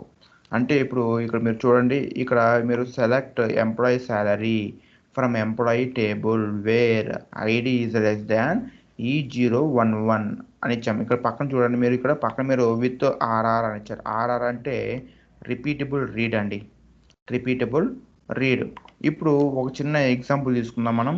ఇప్పుడు ఒక చిన్న ఎగ్జాంపుల్ ఏంటంటే, ఇక్కడ మనకి ఒక చిన్న ఎగ్జాంపుల్ 1 minute డౌన్లోడ్స్.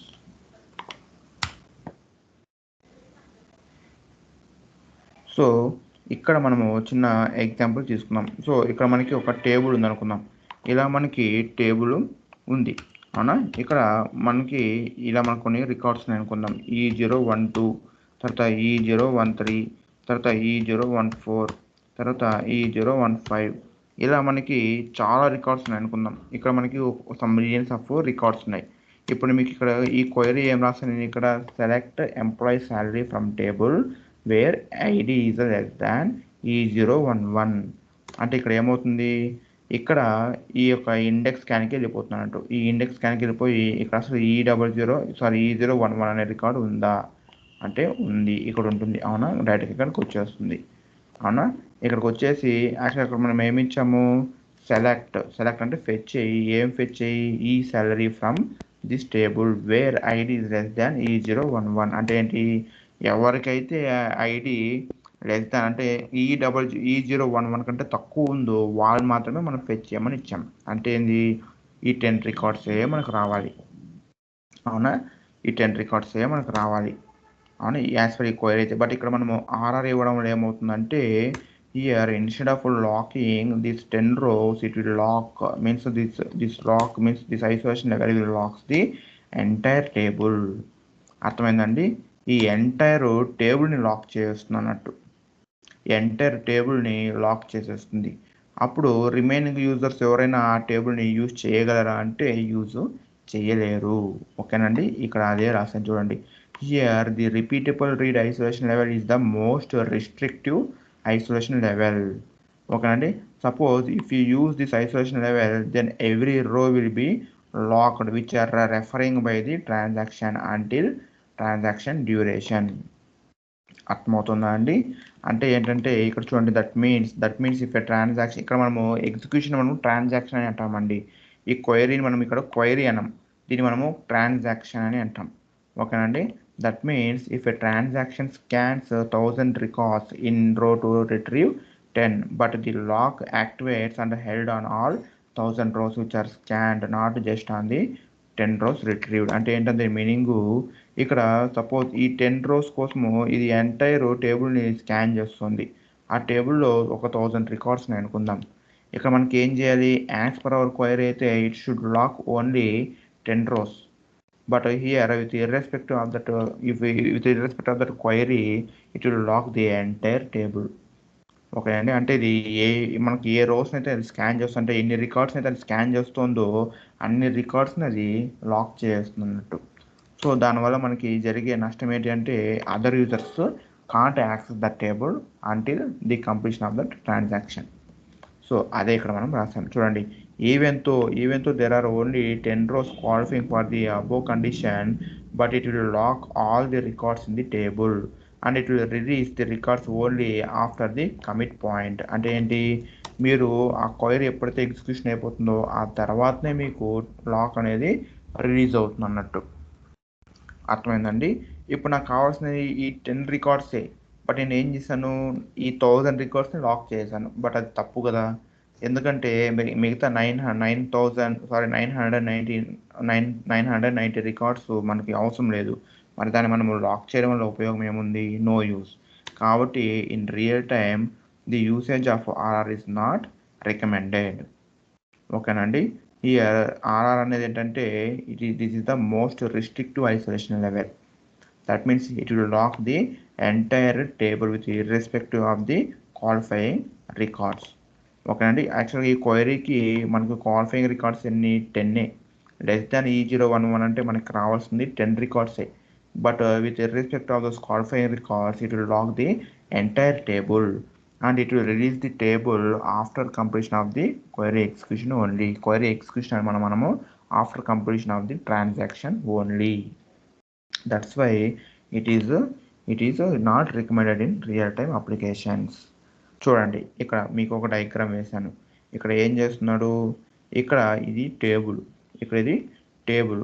ఇక్కడ ఈ కస్టమర్ 1 అనేవాడు ఏం చేశాడంటే వాడు ఆర్ఆర్తో టేబుల్ని యాక్సెస్ చేస్తున్నాడు. యాక్సెస్ చేస్తుంది ఏంటి, ఇక్కడ నుండి ఇక్కడ చూడండి ఫ్లవర్ బ్రాకెట్స్ ఇచ్చానా, ఈ ఫ్లవర్ బ్రాకెట్స్ వరకు వీడికి కావాల్సిన రికార్డ్స్. అవునా, కానీ ఇక్కడ ఇది ఏమవుతుంది, ఇది ఎంటైర్ టేబుల్ని లాక్ చేస్తుంది అన్నట్టు. ఇక్కడ చూడండి, ఇక్కడ కస్టమర్ 2 అనేవాడు ఏం చేస్తున్నాడు, ఇక్కడ ఉన్న రికార్డ్స్ని వాడు యాక్సెస్ చేసుకోవాలనుకుంటున్నాడు, బట్ ఇట్ ఈస్ స్టాపింగ్. ఇక్కడ కూడా వాడు యాక్సెస్ చేసుకోవాలనుకుంటున్నాడు, ఇక్కడ కూడా స్టాప్. ఎందుకు, ఇది మొత్తం లాక్ అయిపోయింది టేబుల్, ఇలా అన్నట్టు. ఓకేనండి, ఇది రిపీటబుల్ రీడ్. తర్వాత రీడ్ స్టెబిలిటీ. రీడ్ స్టెబిలిటీ అనేది ఏంటంటే ఇది page level lock, page lock.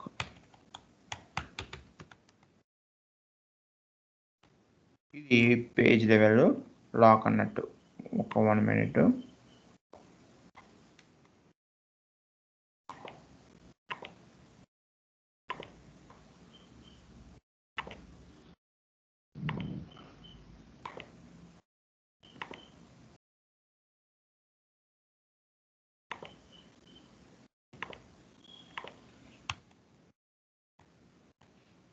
Okay, ఇది page lock. When comparing with RR it is better than RR అన్నట్టు. అంటే ఆర్ఆర్తో కంపేర్ చేసుకుంటే ఈ ఆర్ఎస్ కొంచెము బెటరే. అంటే ఏంటి, ఇక్కడ మరి చూడండి, ఇక్కడ మీరు సేమ్ క్వైరీ రాశారు, select employee salary from table where employee ID is less than E011 with RS. ఇక్కడ మీరు ఇలా ఆర్ఎస్ అని ఇచ్చారనుకుందాం, విత్ ఆర్ఎస్ ఇలా ఇచ్చారు. ఇప్పుడు ఏమవుతుంది, ఈ క్వైరీ ఎలా ఎగ్జిక్యూట్ అవుతుందంటే ఇక్కడ చూడండి, ఇక్కడ చూసారు, ఇది ఈ టేబుల్ని ఇలా స్కాన్ చేసుకుంటుంది. ఇలా మనకి 1000 రికార్డ్స్ ఏవైతున్నాయో అన్ని రికార్డ్స్ని స్కాన్ చేసుకొని ఇక్కడ క్వాలిఫైయింగ్ రికార్డ్స్ అన్నీ ఈ 10ని అది లాక్ చేసి పెట్టుకుంటుంది అన్నట్టు. ఇలా ఈ 10 రికార్డ్స్ని లాక్ చేసి పెట్టుకుంటుంది. అంటే ఏంది, ఈ 10 రికార్డ్స్ ఏ పేజ్లో అయితే ఉన్నాయో ఆ ఎంటైర్ పేజ్ని అది లాక్ చేసేస్తుంది. సో ఆ పేజ్లో మనము ఇది కూడా చెప్పుకున్నాం, ఏమని, ఒక పేజ్లో means each page can contain maximum 127 rows అని మనం చెప్పుకున్నాం ఫస్ట్ క్లాస్లో, DB2 ఫస్ట్ సెషన్లో మనం మీకు చెప్పుకున్నాం మనం. అవునా, సో ఇది ఎంటైర్ పేజ్ని లాక్ చేసేస్తుంది. అంటే ఏంటి, ఇదే పేజ్లో వేరే రికార్డ్స్ కూడా ఉన్నాయి కదా, ఇలా మొత్తం 127 రికార్డ్స్ ఉంటాయి. అంటే ఒక్కొక్క పేజ్లో 127 rows ఉంటాయి మ్యాక్సిమం. మరి ఇప్పుడు మీకు క్వాలిఫై అయ్యే రికార్డ్స్ 10 అయినప్పుడు మరి మీరు రిమైనింగ్ 117 రికార్డ్స్ మీరు లాక్ చేయడం వల్ల ఉపయోగం ఏముంది, నో యూస్. అవునా, అంటే ఏమవుతున్నప్పుడు రిమైనింగ్ యూజర్స్ రిమైనింగ్ రికార్డ్స్ని కూడా వాళ్ళు యాక్సెస్ చేసుకోలేరు ఆ పేజ్లో. అవునా, మరి అది వాళ్ళకి లాస్ట్, అంటే అది వాళ్ళకి కంఫర్ట్నెస్ ఇవ్వదు కదా, అంటే వాళ్ళకి అది కొంచెము ఇబ్బందిగా ఉంటుంది. కాబట్టి in real time applications RS also is not recommended. అంటే రికమెండెడే, but it is not that much of recommendation అన్నట్టు. ఇక్కడ చూడండి, వెన్ ఆర్ఎస్ చూడండి, suppose if you use RS isolation level then only rows that are actually referred by a single transaction will be locked until the transaction duration. అంటే ఆ transaction duration వరకే అది లాకే ఉంటుంది. ఓకేనా, ఇక్కడ చూడండి, if a transaction scans 1000 records in a table in order to retrieve only 10, then it will lock will be activated and held on 10 rows retrieved, not on the entire 1000 rows. Okay అండి, ఇక్కడ చూడండి, ఇక్కడ మీరు ఈ క్వైరీకి రాశారనుకోండి, ఇలా మీరు then it will scans all the records in the table and it will lock only 10 records. That means other users can use the remaining records but they can't use these 10 records అన్నట్టు. అర్థమైందండి, అంటే వేరే users ఎవరన్నా అంటే ఈ పేజ్లో ఉన్న ఈ రికార్డ్స్ కాకుండా వేరే రికార్డ్స్ కావాలంటే ఆ టేబుల్లో ఉన్నది యాక్సెస్ చేసుకోవచ్చు, కానీ ఈ రికార్డ్స్ని యాక్సెస్ చేసుకోలేరు అన్నట్టు. అది తర్వాత మనకు వచ్చేది చూడండి, ఇక్కడ డయాగ్రామ్ ఇక్కడ మీరు చూసారనుకోండి, చూడండి ఇక్కడ ఇది కస్టమర్ 1 క్వైరీ రాస్తాడు, అతనికి క్వాలిఫై రికార్డ్స్ ఇవి. కస్టమర్ 2 అనేవాడు ఏం చేస్తున్నాడు, ఈ కస్టమర్ 1 యూజ్ చేస్తున్న పేజ్లో ఉన్న రికార్డ్స్ని యాక్సెస్ చేసుకోవాలనుకున్నాడు, బట్ ఇట్ ఈస్ అపోజింగ్.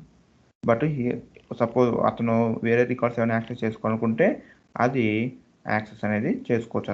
చూడండి, ఇక్కడ స్టాప్ అనేది లేదు, ఇక్కడ కింద మాత్రమే స్టాప్ ఉంది. అంటే ఈ కింద నుండి అంటే ఈ యొక్క ఈ స్టాప్ని చూసారు, ఈ యారో మార్కు ఇక్కడ నుండి కింద వరకు ఏ రికార్డ్స్ని యాక్సెస్ చేసుకోలేరు అన్నట్టు. పైన కావాలంటే రిమైనింగ్ రికార్డ్స్ని యాక్సెస్ చేసుకోవచ్చు. అది రీడ్ స్టెబిలిటీ. ఇంకొకటి cursor stability. This is the best isolation level and this is the recommended one and this is the default one అన్నట్టు. ఇది ఏంటంటే రో లాక్ అన్నట్టు, రో లెవెల్ లాక్. ఓకేనండి, ఇది రో లెవెల్ లాక్ అన్నట్టు.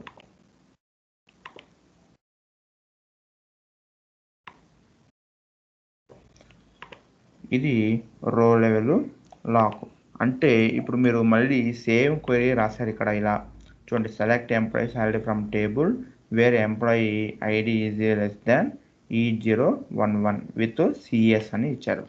సో అప్పుడు ఏమవుతుందంటే యాక్చువల్గా చెప్పాలంటే ఈ క్వైరీకి క్వాలిఫై రికార్డ్స్ ఎన్ని, E10 అవునా, E10. బట్ ఈ సిస్టమ్ ఏం చేస్తుందంటే ఇది ఒకేసారి 10 రికార్డ్స్ని ఇది లాక్ అంటే ఈ 10 రికార్డ్స్ మీద లాక్ అనేది యాక్టివేట్ చేయదు. సో ఫస్ట్ ఇది ఏం చేస్తుందంటే ఈ ఫస్ట్ రికార్డ్ మీద మాత్రమే లాక్ని యాక్టివేట్ చేస్తుంది. అప్పుడు దాని మీనింగ్ ఏంటి, ఈ ఒక్క రో మాత్రమే లాక్ అవుతుంది. That means other users can use these remaining 999 records అంటే 1000 రికార్డ్స్ ఉన్నాయి కదా టేబుల్లో.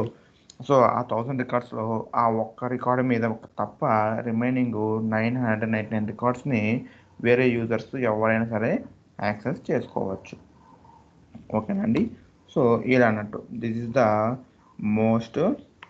Most usable isolation level in DB2.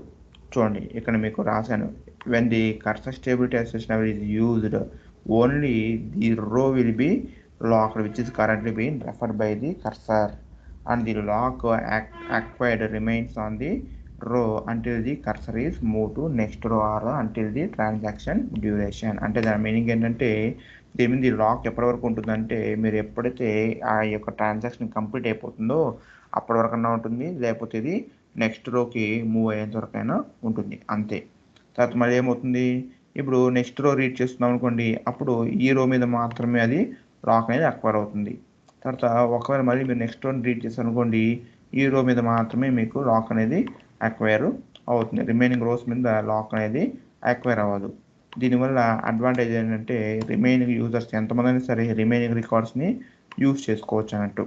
అంటే ఇక్కడ దీని మీనింగ్ ఏంటి, here we will get maximum level of concurrency. అవునా, సో అదన్నట్టు. చూడండి ఇక్కడ యాక్చువల్గా మనకి ఎన్ని రికార్డ్స్ అన్నా ఉండేవండి, ఇక్కడ ఎన్ని రికార్డ్స్ అన్నా ఉండేవండి, క్వాలిఫైన్ రికార్డ్స్ ఎన్నన్నా ఉండేవండి, ఇక్కడ కర్సర్ ఎక్కడైతే ఉంటుందో, కర్సర్ ఏ పొజిషన్ అయితే ఉంటుందో ఆ ఒక్క రో మాత్రమే లాక్ అవుతుంది అప్పుడు. ఓకేనండి, తర్వాత రిమైనింగ్ రోస్ అన్నీ ఎవరైనా యూజ్ చేసుకోవచ్చు అన్నట్టు. చూడండి ఇక్కడ అదే డయాగ్రామ్ రాశాను. ఇక్కడ కస్టమర్ 1 అనేవాడు ఏం చేస్తున్నాడు, సిఎస్ యూజ్ చేసి సేమ్ క్వెరీ రాశాడు. సో అతనికి ఈ ఒక్క రో మాత్రమే లాక్ అయ్యింది. సో ఇప్పుడు రిమైనింగ్ యూజర్స్ ఈ పైన ఉన్న రికార్డ్స్ కానీ కింద ఉన్న రికార్డ్స్ కానీ ఏవైనా వాళ్ళు యాక్సెస్ చేసుకోవచ్చు అన్నట్టు, ఆ ఒక్క రికార్డ్ని తప్ప. So this is about cursor stability. తర్వాత ఇది అన్కమిటెడ్ రీడ్. అన్కమిటెడ్ రీడ్ అనేది ఏంటంటే దీన్ని మనము డర్టీ రీడ్ అని కూడా అనొచ్చు. ఈ అన్కమిటెడ్ రీడ్ అంటే ఇక్కడ నో లాక్ అన్నట్టు. ఓకేనండి, ఇక్కడ అన్కమిటెడ్ రీడ్లో నో లాక్, ఇక్కడ మనకి లాక్స్ ఏమీ ఉండవండి.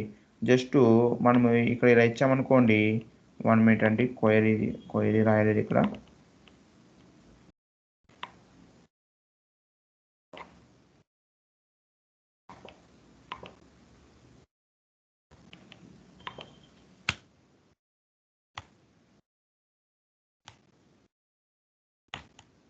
QR. సో ఇక్కడ మీరు ఇలా ఇచ్చారనుకోండి, ఇది ఏం చేయదండి, జస్ట్ ఇది రీడ్ చేస్తూ పోతుంది అంతే. ఇది వేరే వాళ్ళు ఎవరన్నా అక్కడ రికార్డ్స్ని చేంజ్ చేస్తున్నారా చేయలేదా, వేరే వాళ్ళు ఎవరైనా యాక్సెస్ చేస్తున్నారా లేదా అని చెప్పి ఇది ఏమీ చూడదు. అంటే పైన ఉన్న 3 క్వైరీస్ అంటే పైన ఉన్న వాల్యూస్ చూస్తాం, isolation levels RR, RS, CS. అలా ఏ యూజర్ అయినా సరే ఆ మూడింటిని ఏవి ఇచ్చుకున్నా కూడా ఏం పట్టించుకోదు, ఇది రీడ్ చేస్తూనే పోతుంది అన్నట్టు. ఓకేనండి, మీరు ఒకవేళ ఏదైనా క్వైరీని విత్ UR ఇచ్చారనుకోండి, అప్పుడు వేరే వాళ్ళు ఎవరన్నా చేంజెస్ చేస్తున్నా కూడా ఆ రికార్డ్స్ కూడా మీకు కనబడతాయి. కాబట్టి మీరు ఆ రికార్డ్స్ కూడా మీరు రీడ్ చేసేయచ్చు. బట్ దీనివల్ల మనకు జరిగే డ్రాబ్యాక్ ఏంటి అంటే సపోజ్ ఇప్పుడు ఈ ప్రోగ్రామర్ ఏ అనేవాడు సమ్ చేంజెస్ చేస్తున్నాడు, అవునా? అంటే ఫస్ట్ ఇప్పుడు మీరు ఏం చేస్తారు, రీడ్ చేశారు, వాడు ఇన్ ది సేమ్ టైం వాడు దాన్ని అప్డేట్ చేస్తున్నాడు. అంటే ఏంటి, శాలరీ 500 ఉన్న చోట వాడు 1000 అప్డేట్ చేశాడు. అప్పుడు మీరు దాన్ని రీడ్ చేశారు, అంటే వాడు ఇంకా కమిట్ చేయాలి, అంటే వాడు ఇంకా సేవ్ చేయలేదు. అప్పుడు మీరు ఏం చేస్తారు, రీడ్ చేశారు తర్వాత మీరు ఒక రిపోర్ట్ని జనరేట్ చేశారు, పంపించేశారు. ఈ తర్వాత ఏం చేశాడు ఈ ప్రోగ్రామ్ ఏ అనేవాడు, అక్కడ 1000 కాకుండా వాడు 1500ని అప్డేట్ చేసి సేవ్ చేశాడు. నెక్స్ట్ టైం మళ్ళీ మనం అక్కడికి వెళ్ళి రీడ్ చేసినప్పుడు ఏమవుతుంది, అప్పుడు మనకి అక్కడ 1500 అనే వాల్యూ కనబడుతుంది. బట్ మనం రీడ్ చేసినప్పుడు ఎంత ఉంది, 1000 అనే వాల్యూ ఉంటుంది రిపోర్ట్ జనరేట్ చేసినప్పుడు, అవునా? అంటే ఇక్కడ మనకు జరిగే డ్రాబ్యాక్ ఏంటి అంటే here it will read the uncommitted data also. Uncommitted పేరు ఉంది, కమిటెడ్ అంటే సేవ్, మరి అన్కమిటెడ్ డేటా అంటే సేవ్ చేయని డేటాను కూడా ఇది రీడ్ చేస్తుంది. దానివల్ల జరిగే డ్రాబ్యాక్ ఏంటి అంటే there is a chances of getting incorrect data. కాబట్టి రియల్ టైంలో మనము ఈ లాక్ని ఇది కూడా మనం చాలా ఎక్కువగా యూజ్ చేస్తామండి, ఓకేనా? మరి ఇది డర్టీ రీడ్ చేస్తారంటే ఇది అన్కమిటెడ్ డేటా, అంటే ఇది రాంగ్ డేటాను కూడా రీడ్ చేస్తుంది కదా. మరి దీన్ని మనం ఎందుకు యూజ్ చేస్తాము అంటే రియల్ టైంలో మనకి జాబ్స్ ఎలా రన్ అవుతాయంటే first some set of jobs run అయిపోతాయి, తర్వాత ఇంకొన్ని సెట్ ఆఫ్ జాబ్స్ రన్ అయిపోతాయి అన్నట్టు. అంటే ఎలా అంటే మనకి రియల్ టైంలో 2 టైప్స్ ఆఫ్ జాబ్స్ ఉంటాయండి. ఒకటేమో అప్డేటబుల్ జాబ్స్, UPDATABLE అప్డేటబుల్ జాబ్స్. ఇంకోటేమో రిపోర్ట్ జనరేటింగ్ జాబ్స్ అన్నట్టు, రిపోర్ట్ జనరేటింగ్ జాబ్స్ ఉంటాయి. ఈ అప్డేటబుల్ జాబ్స్ అనేది ఏంటంటే ఈ అప్డేటబుల్ జాబ్స్కి యూజ్ చేసే ఐసోలేషన్ లెవెల్ సిఎస్. ఇది రిపోర్ట్ జనరేటింగ్ జాబ్స్కి యూజ్ చేసే ఐసోలేషన్ లెవెల్ అంటే యూఆర్ని యూజ్ చేస్తారు. సిఎస్ అంటే ఏంటి, రో లెవెల్ లాక్. ఇక్కడ ఏంటి, అప్డేటబుల్ జాబ్స్ అంటే ఏంటి, మన ప్రోగ్రాంలో ఏమైనా అప్డేట్ క్వైరీస్ కానీ ఇన్సర్ట్ క్వైరీస్ కానీ ఉంటే అటువంటి ప్రోగ్రామ్స్కి మనం ఐసోలేషన్ లెవెల్ సిఎస్ యూజ్ చేస్తాం. ఎందుకంటే అది ఒక్కొక్కసారి ఒక్కొక్క రోని మాత్రమే లాక్ చేసి దాన్ని అప్డేట్ కానీ లేకపోతే కొత్త రికార్డ్ని ఇన్సర్ట్ చేయడం కానీ అది చేస్తూ ఉంటుంది కాబట్టి, ఓకేనా? తర్వాత ఇలా మనకి అప్డేటబుల్ జాబ్స్ అన్నీ రన్ అయిపోయిన తర్వాతనే మనకి రిపోర్ట్ జనరేటింగ్ జాబ్స్ అనేటివి స్టార్ట్ అవుతాయి, ఎగ్జిక్యూషన్ అవ్వడం. సో ఇక్కడ మనకి ఏమవుతుంది, యూఆర్ అంటే ఇక్కడ మనము ఈ రిపోర్ట్ జనరేటింగ్ జాబ్స్లో మనకు అప్డేట్ క్వైరీస్ కానీ ఇన్సర్ట్ క్వైరీస్ కానీ ఏమి ఉండవండి, ఓన్లీ సెలెక్ట్ క్వైరీస్ ఉంటాయి అంతే, ఓకేనా? ఓన్లీ సెలెక్ట్ క్వైరీస్ ఉంటాయి. అంటే దాని మీనింగ్ ఏంటి, మనం అక్కడ ఏమి అప్డేట్ చేయలేము, ఓన్లీ రీడ్ చేయడం వరకే. కాబట్టి ఇక్కడ ఐసోలేషన్ యూఆర్ అనుకోండి, అన్కమిటెడ్ రీడ్ కదా, ఇది ఫాస్ట్ అన్నమాట, ఇది చాలా ఫాస్ట్గా రీడ్ చేస్తుంది అండ్ ఇది ఎటువంటి లాక్స్ని యాక్టివేట్ చేయదు. ఇది అన్కమిటెడ్ డేటా కూడా ఇది మొత్తం రీడ్ చేస్తుంది. బట్ ఇక్కడ మీరు అబ్జర్వ్ చేస్తే మనం ఇక్కడ ఆల్రెడీ అప్డేటబుల్ జాబ్స్ మనం ఆల్రెడీ అప్డేట్ చేసాం డేటా మొత్తాన్ని, మళ్ళీ మనం ఇక్కడ ఎందుకు అప్డేట్ చేస్తాం, అప్డేట్ చేయం కదా. కాబట్టి రియల్ టైంలో మనము సిఎస్ యూఆర్ రెండే యూజ్ చేస్తాం ఎక్కువగా. అది కూడా ఎక్కడ యూజ్ చేస్తామంటే సిఎస్ వచ్చి అప్డేటబుల్ జాబ్స్కే మనము యూజ్ చేస్తాము, యూఆర్ వచ్చి మనము రిపోర్ట్ జనరేటింగ్ జాబ్స్ మాత్రమే యూజ్ చేస్తాం. రిపోర్ట్ జనరేటింగ్ జాబ్స్కి మనం యూఆర్ యూజ్ చేసినప్పుడు అప్పుడు ఏమవుతుంది, చాలా ఫాస్ట్గా రీడింగ్ అనేది జరుగుద్ది, చాలా ఫాస్ట్గా రీడింగ్ అనేది జరిగిపోయి అది ఫాస్ట్గా రిపోర్ట్ జనరేట్ చేసి సెండ్ చేస్తుంది క్లయింట్స్కి. కాబట్టి మనము యూఆర్ని రిపోర్ట్ జనరేటింగ్ జాబ్స్కి, సిఎస్ని అప్డేటబుల్ జాబ్స్కి మనము యూజ్ చేస్తాము. ఆర్ఆర్ని ఆర్ఎస్ని మనం యూజ్ చేయం. మీకు ఆర్ఆర్ ఇప్పుడు నేను మీకు చెప్పాను, కానీ మీకు బయట మీరు చెక్ చేసి అనుకోండి నెట్లో, మీకు ఆర్ఆర్ అనే ఐసోలేషన్ లెవెల్ మీకు కనపడదు అసలు ఎక్కడ కూడా. సో ఇది ఇలా మనము ఐసోలేషన్ లెవెల్స్ని యూజ్ చేస్తాం. సో ఇలా ఐసోలేషన్ లెవెల్స్ ఎందుకు యూజ్ అవుతాయంటే to obtain the concurrency and data integrity. అర్థమైందండి? సో ఇలా మనము ఇలా బైండ్ ప్రాసెస్ అనేది చేస్తాము. బైండ్ ప్రాసెస్ చేసేటప్పుడు ఇలా మనము పారామీటర్స్ అన్నిటిని మనము యూజ్ చేస్తాం. సో ఇప్పుడు మనం ఏం చేద్దామంటే మనం నిన్న ప్రీ కంపారిజన్ చేసాం, అవునా? మనము నిన్న ప్రీ కంపారిజన్ చేసాము. ఇప్పుడు మనం ఏం చేద్దామంటే బైండ్ ప్రాసెస్ చేద్దాం. చూడండి నిన్న మనం ఏం చేసామండి, మీకు నేను ఓవర్వ్యూ ఇస్తున్నాను చూడండి. మనం నిన్న ఇలా లైబ్రరీస్ మనము క్రియేట్ చేసుకున్నాము. అంటే నిన్న కాదు, ఇంతకుముందు సెషన్స్లో మనము ఇలా లైబ్రరీస్ని ఇలా డిసిఎల్ ఇక్కడ చూడండి డిబిఆర్ఎం లైబ్రరీని, అలాగే డిసిఎల్జిన్ లైబ్రరీని, అలాగే ఇక్కడ సోర్స్ లైబ్రరీని, అలాగే ఇక్కడ మనము లోడ్ లైబ్రరీని మనము చేసుకున్నాం, అవునా? లోడ్ లైబ్రరీ మనము క్రియేట్ చేసుకున్నాం. ఇక్కడ ఒక పని చేద్దాం, దీన్ని మనము రీనేమ్ చేసుకున్నాం 3 db2 డాట్ వచ్చేసి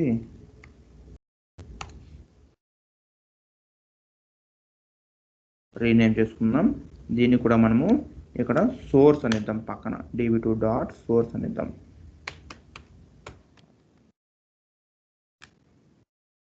రీనేమ్ చేసేసుకున్నాను. అవునా, ఇప్పుడు మనకు అది మాత్రం ఓపెన్ చేసుకుందాం, db2 డాట్ స్టార్. చూడండి, ఇలా మనము లైబ్రరీస్ అన్ని క్రియేట్ చేసుకున్నాము, టేబుల్ క్రియేట్ చేసుకున్నాము. ఇందులో మనము నిన్న ఒక ప్రోగ్రామ్ రాసుకున్నాము. అవునా, ఈ ప్రోగ్రామ్ని మనం నిన్న రాసుకున్నదే. అవునా, తర్వాత మనం ఏం చేస్తాము, దాన్ని మనము ప్రీ కంపైల్ చేసాము. ఇక్కడ చూడండి, ప్రీ కంపైలేషన్ మనం నిన్న చేసాము.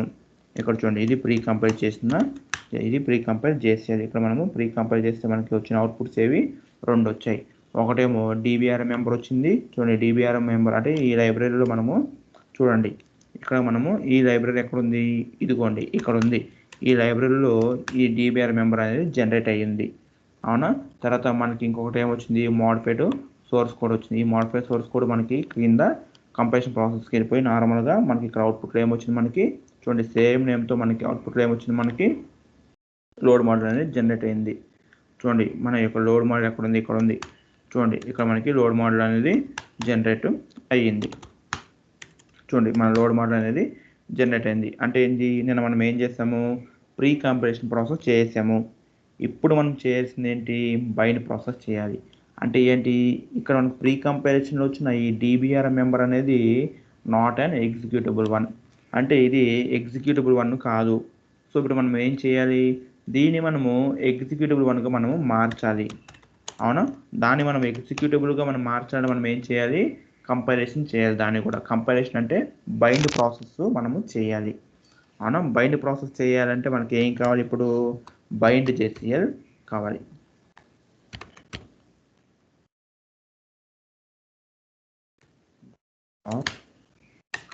బైండ్ JCL ఇందులో ఉందండి.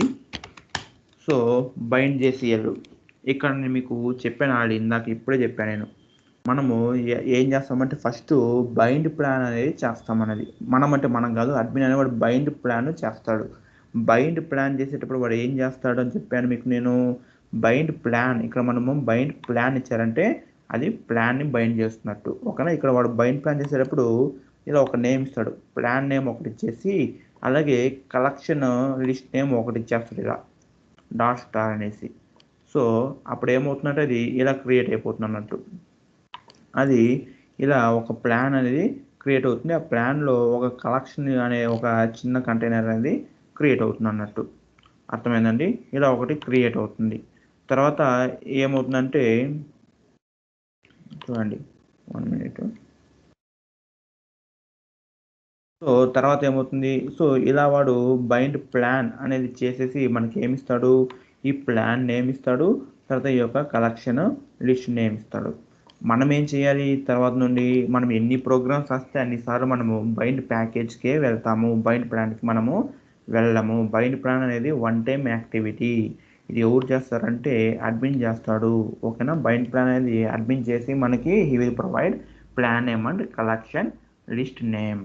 And while binding we'll go for only bind package only, we never go for bind plan. ఓకేనండి, బైండ్ ప్యాకేజ్ చేసేటప్పుడు మనము ఇలా కొన్ని పారామీటర్స్ని మనము ప్రొవైడ్ చేస్తాము. ఓకేనా, ఈ పారామీటర్స్ని మనము ప్రొవైడ్ చేయొచ్చు, చేయకపోవచ్చు అండి, దట్స్ అవర్ విష్. ఓకేనండి, మనము ఈ పారామీటర్స్ అన్నీ మనము ప్రొవైడ్ చేయాలన్నా సార్, ఈ పారామీటర్స్ అన్నిటిని మనము ప్రొవైడ్ చేయాలన్నా అంటే లేదండి, ఈ పారామీటర్స్ అన్నీ మనము ప్రొవైడ్ చేయాల్సిన అవసరము లేదు. ఓకేనా, మరి ప్రొవైడ్ చేయకపోతే ఏమవుతుంది సార్ అంటే ప్రతి ఒక్క పారామీటర్కి ఒక్కొక్క డిఫాల్ట్ వాల్యూ అనేది ఉంటుంది. ఒక డిఫాల్ట్ వాల్యూ ఆర్ ఒక రికమెండెడ్ వాల్యూ అనేది ఉంటుంది. కాబట్టి అదే వాల్యూ తీసేసుకుంటుంది. కాబట్టి మనం రియల్ టైంలో ఈ వ్యాలిడ్ అనే పారామీటర్ని యూజ్ చేయమంటే మనం కోడ్ చేయము. ఈ అక్వైర్ అనే పారామీటర్ని మనం కోడ్ చేయము. రిలీజ్ అనే పారామీటరు, ఈ యాక్షన్ అనే పారామీటర్, ఈ 4 పారామీటర్లు, తర్వాత ఈ SQL ఎర్రర్ చూసారు, ఈ పారామీటర్ని కూడా మనము యూజ్ చేయమండి.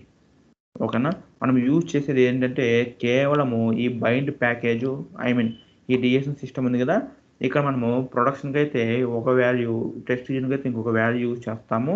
తర్వాత ఈ బైండ్ ప్యాకేజ్, ఈ బైండ్ ప్యాకేజ్లో కలెక్షన్ నేమ్ ఇస్తాము, తర్వాత ఇది DBRM మెంబర్ నేమ్. ఈ 3 ఇస్తాం. ఈ 3 తర్వాత ఈ ఐసోలేషన్ లెవెల్ ఇవ్వాలనుకుంటే ఇవ్వచ్చు. ఒకవేళ మీరు ఇది ఇవ్వకపోయినా కూడా అది CSA తీసుకుంటుంది.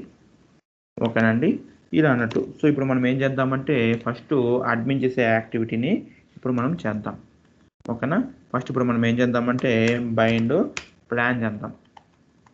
చూడండి, బైండ్ ప్లాన్ అడ్మిన్ అనేవాడు ఇలాగే చేస్తాడండి. ఓకేనా, అడ్మిన్ అనేవాడు ఇలాగే చేస్తాడు. ఇది మీకు నేను ప్రొవైడ్ చేస్తానండి, ఇది మీరు పెట్టేసుకోండి.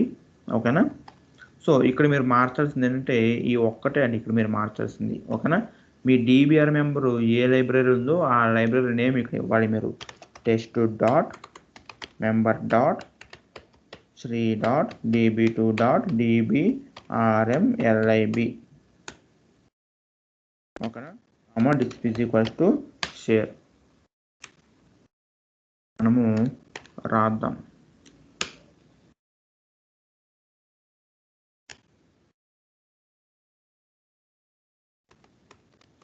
Provide your DBRM library details under DBRM lib dd name. ఓకేనండి, చూడండి ఇక్కడ నేను DBRM lib అనే లైబ్రరీ dd నేమ్లో నేను నా యొక్క DBRM లైబ్రరీ నేమ్ని ఇచ్చాను. తర్వాత ఇక్కడ మీరు చూస్తే ఇది చూడండి, సిస్ ప్రింట్, తర్వాత ఈ సిస్ అవుట్, ఇవన్నీ మనం చెప్పుకున్నదే. ఇక్కడ మీరు ఈ కమాండ్ని మీరు సిస్సిన్లో ఇవ్వరండి, ఇది మీరు గుర్తించాలండి, ఇది మీరు గుర్తుపెట్టుకోండి. ఓకేనా, మీరు ఇక్కడ ఇన్పుట్ డేటాని సిస్సిన్లో ఎవరు సిస్ట్సిన్లో ఇస్తారు, SYST. ఓకేనండి, ఇక్కడ ఇది ఎక్స్ట్రాగా వస్తుంది అన్నట్టు. ఓకే, ఇది సిస్ట్సిన్లో మీరు ప్రొవైడ్ చేస్తారు. సిస్సిన్ కాదండి, సిస్సిన్ వేరు, సిస్ట్సిన్ వేరు. ఇక్కడ చూడండి, దీనికి దానికి డిఫరెన్స్ ఉంటుంది. చూడండి, SYSIN ఇది వేరు, తర్వాత SYSTSIN ఇది వేరు అన్నట్టు. ఓకే, ఇక్కడ మీరు సిస్ట్సిన్లోనే మీరు బైండ్ పారామీటర్స్ మీరు ఇక్కడ ఇలా ప్రొవైడ్ చేస్తారు. సో ఇక్కడ నేను ఏమి ఇస్తున్నా అంటే ఆన్లైన్ ONLIN ఆన్లైన్ అనేది నా యొక్క ప్లాన్ నేము. ఓకేనా, ఇక్కడ నేను ఏమి ఇస్తున్నా అంటే ప్లాన్కి కలెక్షనిస్ట్ నేమ్ ఇక్కడ ఇస్తున్నాను. ఇక్కడ నేను ONLIN ఆన్లైన్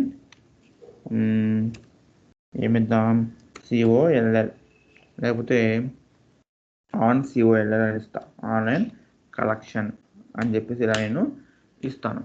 తర్వాత ఇక్కడ చూడండి, మీరు ఇక్కడ నేను ఇది అవసరం లేదు. ఇక్కడ చూడండి, మీరు యాక్షన్ నేను రీప్లేస్ యూజ్ చేస్తున్నాను. తర్వాత వ్యాలిడేట్ నేను బైండ్ యూజ్ చేస్తున్నాను. తర్వాత ఐసోలేషన్ లెవెల్ నేను CS యూజ్ చేస్తున్నాను. అవునా, సో నేను ఇవేవి యూజ్ చేయకపోయినా నో ప్రాబ్లం అండి. చూడండి, ఇక్కడ నేను ఇవేవి యూజ్ చేయకపోయినా నో ప్రాబ్లం, ఇలా ఇచ్చేస్తాను అంతే. ఇలా ఇచ్చేస్తాను. ఇప్పుడు నేను దీన్ని ఏం చేస్తానంటే ఎగ్జిక్యూట్ చేస్తాను. అంటే ఇప్పుడు నేను దీన్ని సబ్మిట్ చేస్తాను. సబ్మిట్ చేస్తే ఏమవుతుందంటే నాకు ఈ నేమ్తో ఒక ప్లాన్ క్రియేట్ అయిపోతుంది. ఆ ప్లాన్లో నాకు ఈ నేమ్తో ఒక కలెక్షనిస్ట్ అనేది, అంటే ఒక చిన్న కంటైనర్ అనేది, అంటే ఒక బాక్స్ అనేది నాకు క్రియేట్ అయిపోతుంది అన్నట్టు. సో అడ్మిన్ ఇలాగే ప్లాన్ అనేది చేస్తాడు, బైండ్ ప్లాన్ అండి. ఓకేనా, చూడండి, ఇప్పుడు నేను దీన్ని సబ్మిట్ కొడుతున్నాను. సబ్మిట్ U012 1 minute కొత్తగా వచ్చింది ఏదో.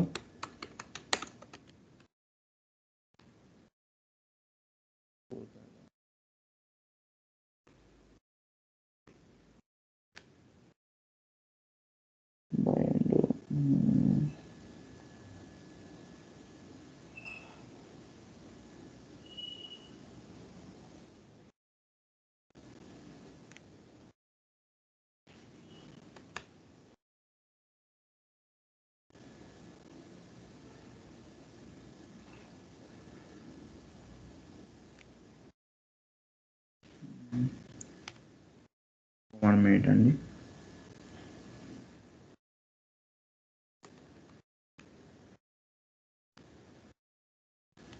చేద్దాం.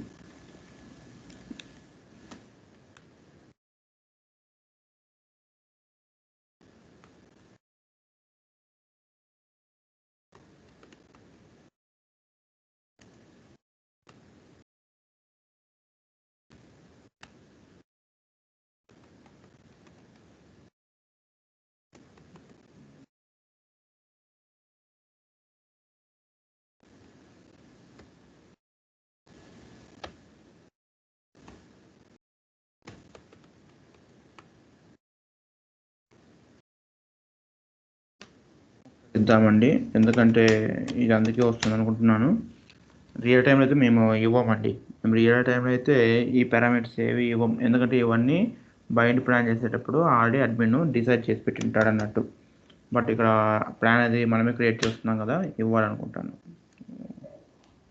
U012 ఎందుకు వస్తుంది?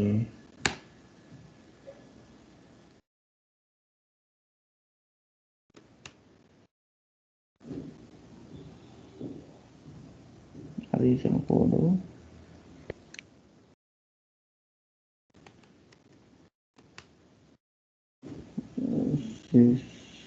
డీడీ స్టేట్మెంట్ మిస్సింగ్ ఉంది. SYST SIN SYST SIN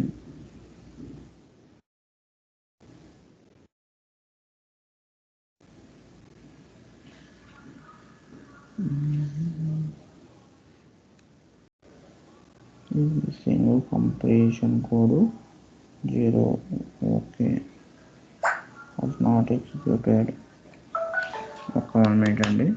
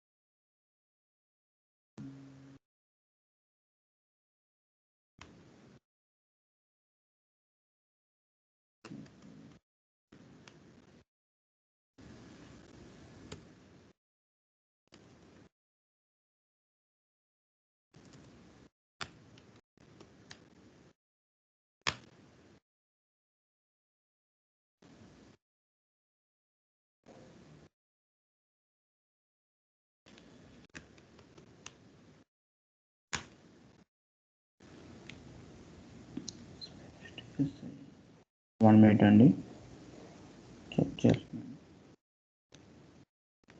4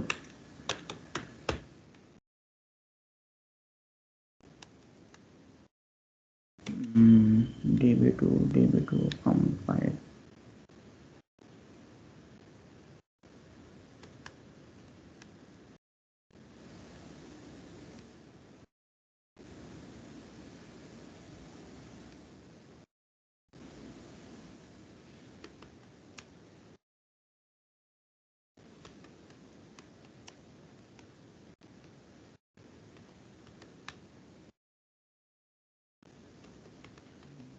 Bind plan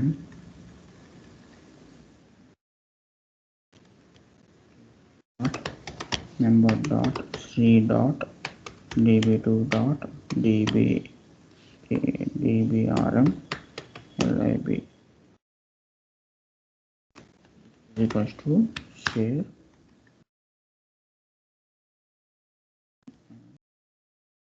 online online and validate.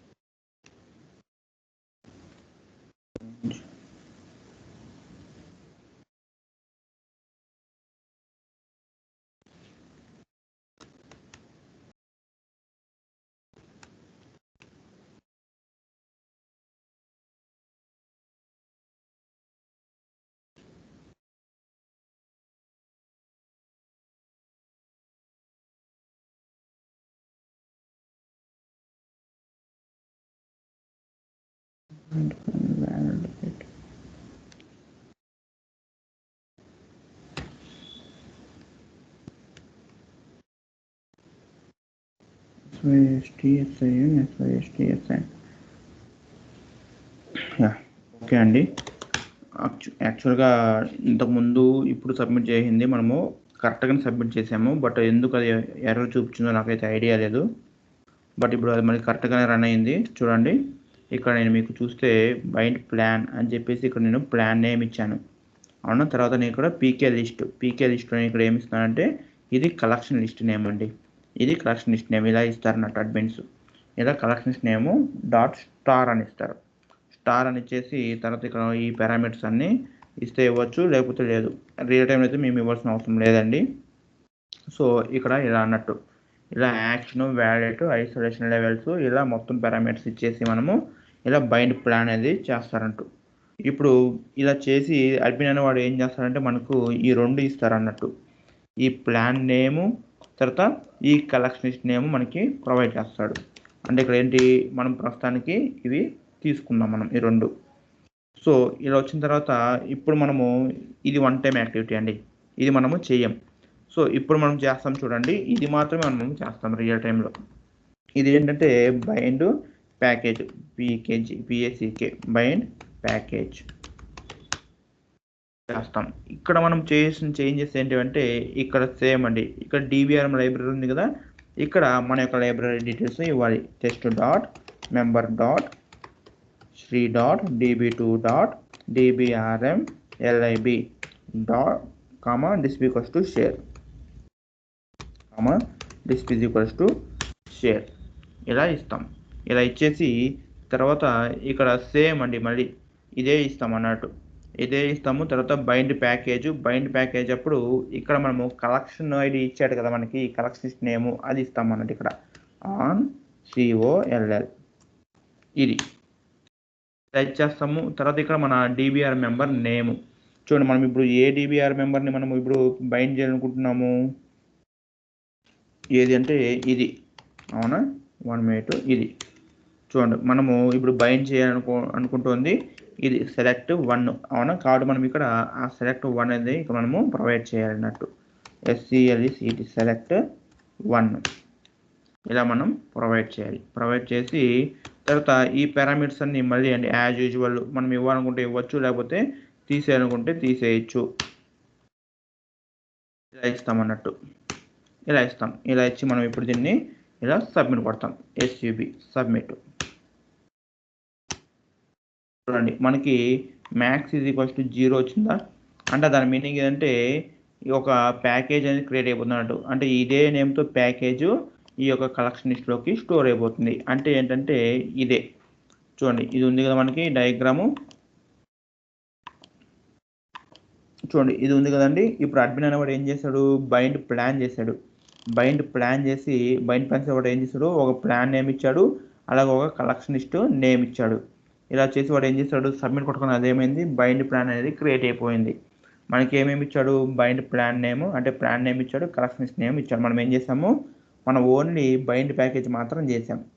Bind package చేసినప్పుడు ఏం చేసాము, ఈ కలెక్షన్ లిస్ట్ నేమ్ ఇచ్చాం దాంట్లో, అవునా. అప్పుడు ఏమవుతుంది, డైరెక్ట్గా సేమ్ నేమ్తో సెలెక్ట్ 1 అనే నేమ్తో ఒక ప్యాకేజ్ ఆ కలెక్షన్ లిస్ట్లోకి స్టోర్ అయిపోతుంది. అంటే దాని మీనింగ్ ఏంటి, ఇండైరెక్ట్గా ఈ ప్లాన్కి ఈ ప్యాకేజ్ అనేది లింక్ అయిపోతుంది అన్నట్టు. అర్థమైందండి. సో ఇలా లింక్ అయిపోతుంది. ఇప్పుడు మనము ఎగ్జిక్యూట్ చేసేటప్పుడు మనము డిఫరెంట్గా ఎగ్జిక్యూట్ చేస్తామండి. ఒక డిఫరెంట్గానే మనము ఎగ్జిక్యూట్ చేస్తాం. చూడండి ఇది ఆ ప్రోగ్రామ్ యొక్క రన్ చేసేది. 1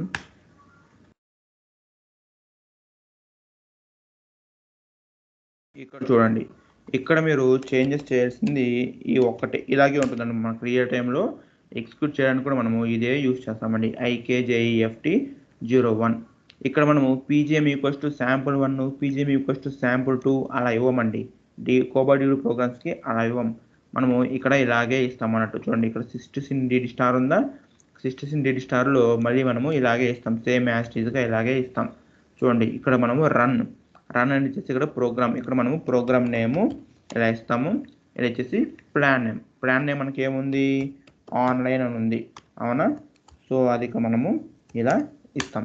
తర్వాత లోడ్ లైబ్రరీ డీటెయిల్స్, ఇక్కడ మనకి ఏముంది, test dot member dot Sri dot LO కాదండి db2 డాట్ LOAD LIB అని ఉంది, అవునా.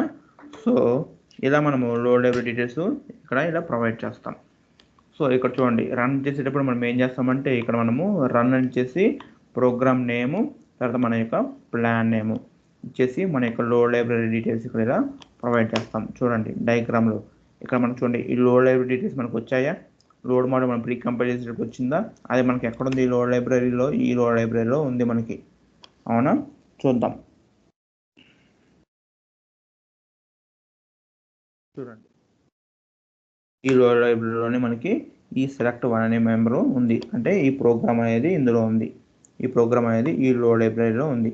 అవునా, అలాగే డిబిఆర్ మెంబరు ఏ ప్లాన్కి లింక్ అయి ఉంది, డిబిఆర్ మెంబరు ఆన్ కాల్ అనే కలెక్షన్ లిస్ట్లో ఉంది. ఆ కలెక్షన్ లిస్ట్ ఎక్కడ ఉందంటే ఈ ప్లాన్లో ఉంది, ఆన్ అనే ప్లాన్లో. అవునా, కాబట్టి ఇక్కడ మనం ఆ ప్లాన్ ఏమో యూజ్ చేసుకున్నాం.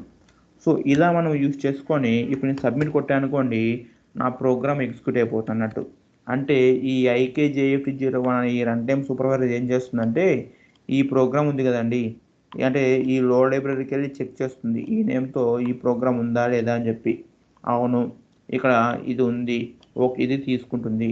తీసుకున్న తర్వాత ఈ ప్లాన్కి వెళ్ళి చెక్ చేస్తుంది, ఈ ప్లాన్లో ఈ ఆన్లైన్ ప్లాన్లో ఈ సెలెక్ట్ వన్ అనే డిబిఆర్ మెంబర్ ఉందా లేదా అని చెప్పి. అది మనకు కనపడదండి, సో ఉంటుంది, ఖచ్చితంగా ఉంటుంది.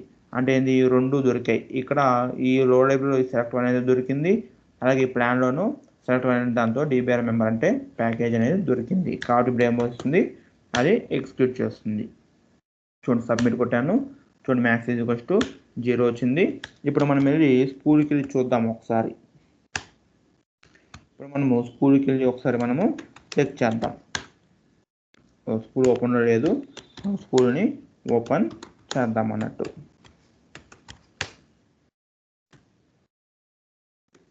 చూడండి క్వశ్చన్ మార్కు, చూడండి ఇది 5. చూడండి మనం తీసుకున్నది ఏది, ఎంప్లాయీ ఐడి 6 E006. అవునా, employee details we need is E006. మనకేమొచ్చింది, ఫెచ్డ్ సక్సెస్ఫుల్లీ. ఎంప్లాయీ ఐడి ఏంటి, E006. ఎంప్లాయీ స్టేటస్ ఏంటి, లాస్ట్ నేమ్ ఏంటి, రమ్య. ఇలా మనకి రికార్డ్ అనేది ఫెచ్ అవుతుంది అన్నట్టు. అర్థమైందా అండి? So this is about DB2 అండి.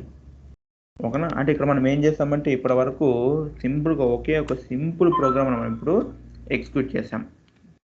అవునా, అంటే ఇప్పుడు మీరు అబ్జర్వ్ చేస్తే మనం ఇప్పటి వరకు ఏమేమి చెప్పుకున్నామండి, మనం ఫస్ట్ ఇంట్రడక్షన్ అని చెప్పుకున్నాం. అసలు DB2 అంటే ఏంటి, అందులో ఆబ్జెక్ట్స్ ఏవే ఉంటాయి, టేబుల్ స్పేస్ ఎన్ని ఉంటాయి, తర్వాత టేబుల్స్ అంటే ఏంటి, టేబుల్ని ఎలా క్రియేట్ చేస్తామో మనం చెప్పుకున్నాం. అలాగే మనము స్పూఫీకి ఎలా వెళ్ళాలో కూడా మనం చూసాం ఇక్కడ. అవునా, స్పూఫీకి ఎలా వెళ్ళాలి, అందులో మనము క్వైరీస్ని ఎలా ఎగ్జిక్యూట్ చేయాలి అనేది మనము చూసాం. అవునా, అలాగే డీసీఎల్ జెన్ ఎలా క్రియేట్ చేయాలి అనేది కూడా మనము చూసాం, మనం క్రియేట్ చేసాం కూడా. తర్వాత మనము లైబ్రరీస్ని మనం క్రియేట్ చేసుకున్నాము. చూడండి 4th పాయింట్, లైబ్రరీస్ మనం క్రియేట్ చేసుకున్నాము, అందులో కోబాల్ DB2 ప్రోగ్రామ్ని మనము రాసుకున్నాము. అవునా, తర్వాత మనం ఏం చేసాము, 5th పాయింట్ చూడండి, తర్వాత మనము ప్రీ కంపైల్ చేసాము. కోబాల్ DB2 ప్రోగ్రామ్స్ మనము ప్రీ కంపైల్ చేస్తే మనకి 2 అవుట్పుట్స్ వచ్చాయి. ఒకటి మోడిఫైడ్ సోర్స్ కోడ్, తర్వాత ఇంకోటి అది DBR మెంబరు. అందులో మోడిఫైడ్ సోర్స్ కోడ్ అదే JCL కంపైలేషన్ ప్రాసెస్కి వెళ్ళిపోయి లోడ్ మాడ్యూల్ జనరేట్ అయిపోయింది. test.member.3.db2.load.lib అనే దాంట్లోకి లోడ్ అయిపోయింది. తర్వాత సెకండ్ హాఫ్ ఏముంది, DBRM మెంబర్ అంటే SQL స్టఫ్ మొత్తం వెళ్ళిపోయి ఒక మెంబర్లోకి లోడ్ అయిపోయింది, DBRM మెంబర్. అది ఎక్కడ స్టోర్ అయింది మనకి, test.member.3.db2.dbrmlib అనే దాంట్లో లోడ్ అయింది. అది ఎగ్జిక్యూటబుల్ కాదు.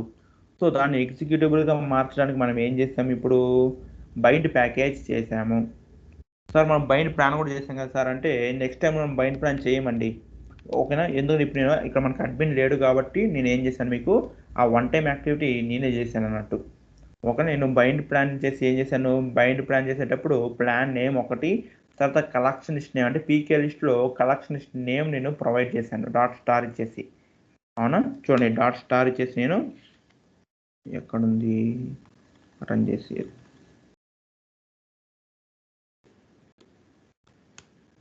చూడండి, ఇక్కడ నేను బైండ్ ప్లాన్ చేసేటప్పుడు ఏం చేశాను, సింపుల్గా నేను ప్లాన్ నేము అలాగే PK లిస్ట్లో అంటే కలెక్షన్ లిస్ట్ నేమ్ ఇచ్చేసి .* ఇచ్చేసాను. అవునా, ఇలా ఇచ్చేసి నేను బైండ్ ప్లాన్ అనేది చేసేసుకున్నాను వన్ టైం యాక్టివిటీ. తర్వాత నేను ఏం చేశాను, ఈ ప్లాన్ నేము కలెక్షన్ లిస్ట్ నేము నేను నా టీం మెంబర్స్ అంటే నేను డెవలప్మెంట్ టీం వాళ్ళకి ఇచ్చేసాను. సో వాళ్ళు ఏం చేశారు, వాళ్ళ ప్రోగ్రామ్ ఏదైతే ఉందో దాన్ని ఇలా వాళ్ళు బైండ్ ప్రాసెస్ చేస్తున్నారు. బైండ్ ప్రాసెస్ చేసినప్పుడు వాళ్ళు ఏం చేశారు, సింపుల్గా ఆ ప్యాకేజ్ ఇక్కడ బైండ్ ప్యాకేజ్ అని ఇచ్చేసి మనకి అడ్మిన్ దగ్గర నుండి ఏదేదో వచ్చిందో కలెక్షన్ లిస్ట్, ఆ కలెక్షన్ లిస్ట్ నేమ్ ఇక్కడ వాళ్ళు యూజ్ చేస్తున్నారు. తర్వాత డీబీఆర్ఎం మెంబరు ఏది బైండ్ చేయాలనుకుంటున్నారో ఆ డీబీఆర్ మెంబర్ నేమ్ ఇచ్చారు అంతే. ఇక్కడ మీరు చూస్తే మనం ఇక్కడ ఐసోలేషన్ లెవెల్, తర్వాత యాక్షన్ అనే పారామీటర్, వ్యాలిడేటు, ఎక్వైరు, రిలీజు, వ్యాలిడేటు ఇవన్నీ మనం ఏమైనా యూజ్ చేసామా? ఏం యూజ్ చేయలేదు. మనం యూజ్ చేసింది ఏంటి, కలెక్షన్ లిస్ట్. అంటే ఏ డబ్బాలో అంటే ఏ కంటైనర్లో మనము ప్యాకేజీని పెట్టాలి, అది కూడా ఏ ప్యాకేజీని పెట్టాలి, ఈ ఒకటే మనము ఇక్కడ ప్రొవైడ్ చేసాం. చేసి నేను సబ్మిట్ కొట్టగానే ఏమైంది, నాకు ఒక ప్యాకేజ్ అనేది క్రియేట్ అయిపోయింది. ఏ నేమ్తో, select1 అనే నేమ్తో ఒక ప్యాకేజ్ క్రియేట్ అయిపోయి అది ఈ కంటైనర్లో లోడ్ అయిపోతుంది. అంటే ఈ కలెక్షన్ లిస్ట్లోకి అది యాడ్ అయిపోతుంది. ఈ కలెక్షన్ లిస్ట్ ఎక్కడుంది మనకి, ఈ ప్లాన్లో ఉంది, ఈ ఆన్లైన్ అనే ప్లాన్లో ఉంది. అంటే దాని మీనింగ్ ఏంటి, we are indirectly binding our DBRM member to plan. అవునా, ప్లాన్కి ఎందుకు బైండ్ చేసాము అంటే here plan is executable 1 and package is not and executable. అవునా, మనం అది కూడా చెప్పుకున్నాం. ఇలా మనం చేసిన తర్వాత మళ్ళీ మనం ఏం చేసాము, రన్ చేసి రాసుకున్నాము. రన్ చేసేది ఎక్కడుంది, ఇక్కడ ఉంది చూడండి. రన్ చేసేలో మీరు చూస్తే అబ్జర్వ్ చేస్తే మనం ఏం చేంజెస్ చేయలేదు. సింపుల్గా మనము నార్మల్గా అయితే మనము కోబల్ ప్రోగ్రామ్స్కి ఏమి ఇస్తాము, ఇక్కడ మనం PGM ఈక్వల్స్ ప్రోగ్రామ్ నేమ్ ఇస్తాం. బట్ కోబల్ D2 ప్రోగ్రామ్ ఇక్కడ ఇవ్వమండి. మనం ఇక్కడ IKJFT01 అని ఇవ్వాలి. ఇది మీకు నేను షేర్ చేస్తాను, లేకపోతే ఇప్పుడు మీరు స్నాప్షాట్ తీసుకోవచ్చు దీన్ని. సో ఇక్కడ మనము PGM ఈక్వల్స్ IKJFT01 అని ఇచ్చి దీనికి ఇన్పుట్ని మనము సిస్సిన్లో పాస్ చేయమండి. సిస్టుసిన్లో పాస్ చేస్తాం, SYSTSIN ఒక దీంట్లో పాస్ చేస్తాం. ఇక్కడ పాస్ చేసేటప్పుడు మనం ఏమి ఇస్తాం, మళ్ళీ డేటాబేస్ యొక్క DB2 యొక్క ఎన్విరాన్మెంట్ నేము, తర్వాత ఇక్కడ రన్ అని ఇస్తాం. రన్ అని చేసి ఇక్కడ మనకి ఏ ప్రోగ్రామ్ను మనం ఎగ్జిక్యూట్ చేయాలనుకుంటున్నాము ఆ ప్రోగ్రామ్ నేము, ప్లాన్ నేము ఇచ్చేస్తాం అన్నట్టు. ప్లాన్ నేము తర్వాత లోడ్ లైబ్రరీ డీటెయిల్స్ ఇచ్చేస్తాం. ఇప్పుడు ఏం చేస్తుందంటే ఈ రన్ టైమ్ సూపర్వైజర్ చెక్ చేసుకుంటుంది. ఓకేనండి, ఈ రన్ టైమ్ సూపర్వైజర్ ఏం చెక్ చేసుకుంటుంది, ఈ లోడ్ లైబ్రరీకి వెళ్ళి ఈ నేమ్తో ప్రోగ్రామ్ ఉందా లేదా చెక్ చేసుకుంటుంది. ఎస్ ఉంటుంది. ఇక్కడ మీరు పక్కన రాయాల్సిన అవసరం లేదండి, ఇక్కడ మీరు ఇలా కూడా రాసుకోవచ్చు. మీరు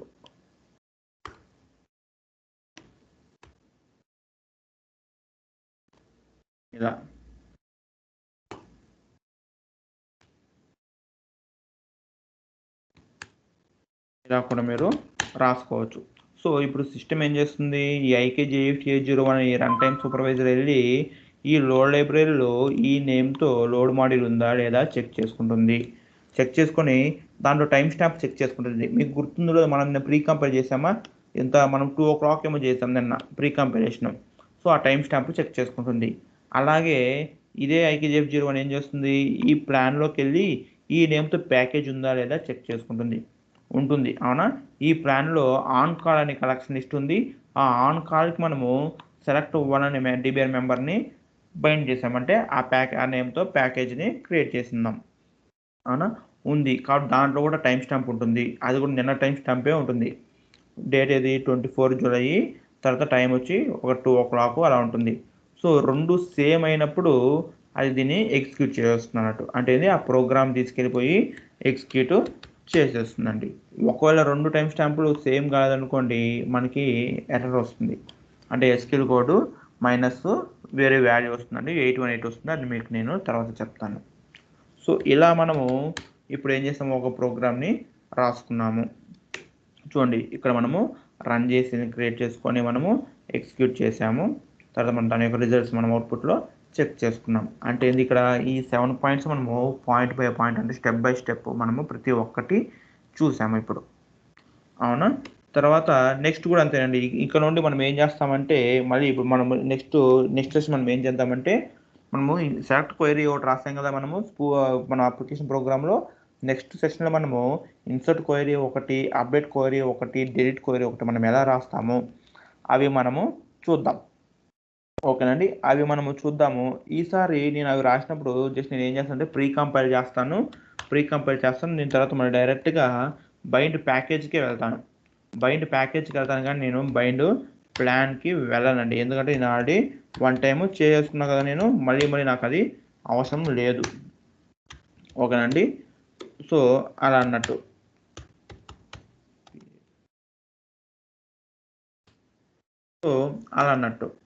so this is for today అండి. ఓకేనా. సో ఇప్పటి వరకు చెప్పినంత వరకు ఎవరికైనా ఏవైనా డౌట్స్ కానీ, క్వశ్చన్స్ కానీ, కన్సర్న్స్ కానీ ఉంటే then they can message in chat pad అండి. లేకపోతే వారు చాట్ ప్యాడ్లో ఎస్ అని టైప్ చేసి మైక్ అన్మ్యూట్ చేసి మీరు అడగచ్చండి. ఓకేనా. సో నేను ఇంకా కాసేపు ఉంటానండి ఆన్లైన్లోనే. బట్ నేను స్క్రీన్ షేరింగ్ స్టాప్ చేస్తున్నాను అండ్ మ్యూట్ చేస్తున్నాను అండ్ రికార్డింగ్ కూడా స్టాప్ చేస్తున్నాను. ఎవరికైనా ఏమైనా డౌట్స్ ఉంటే they can ask and I will respond.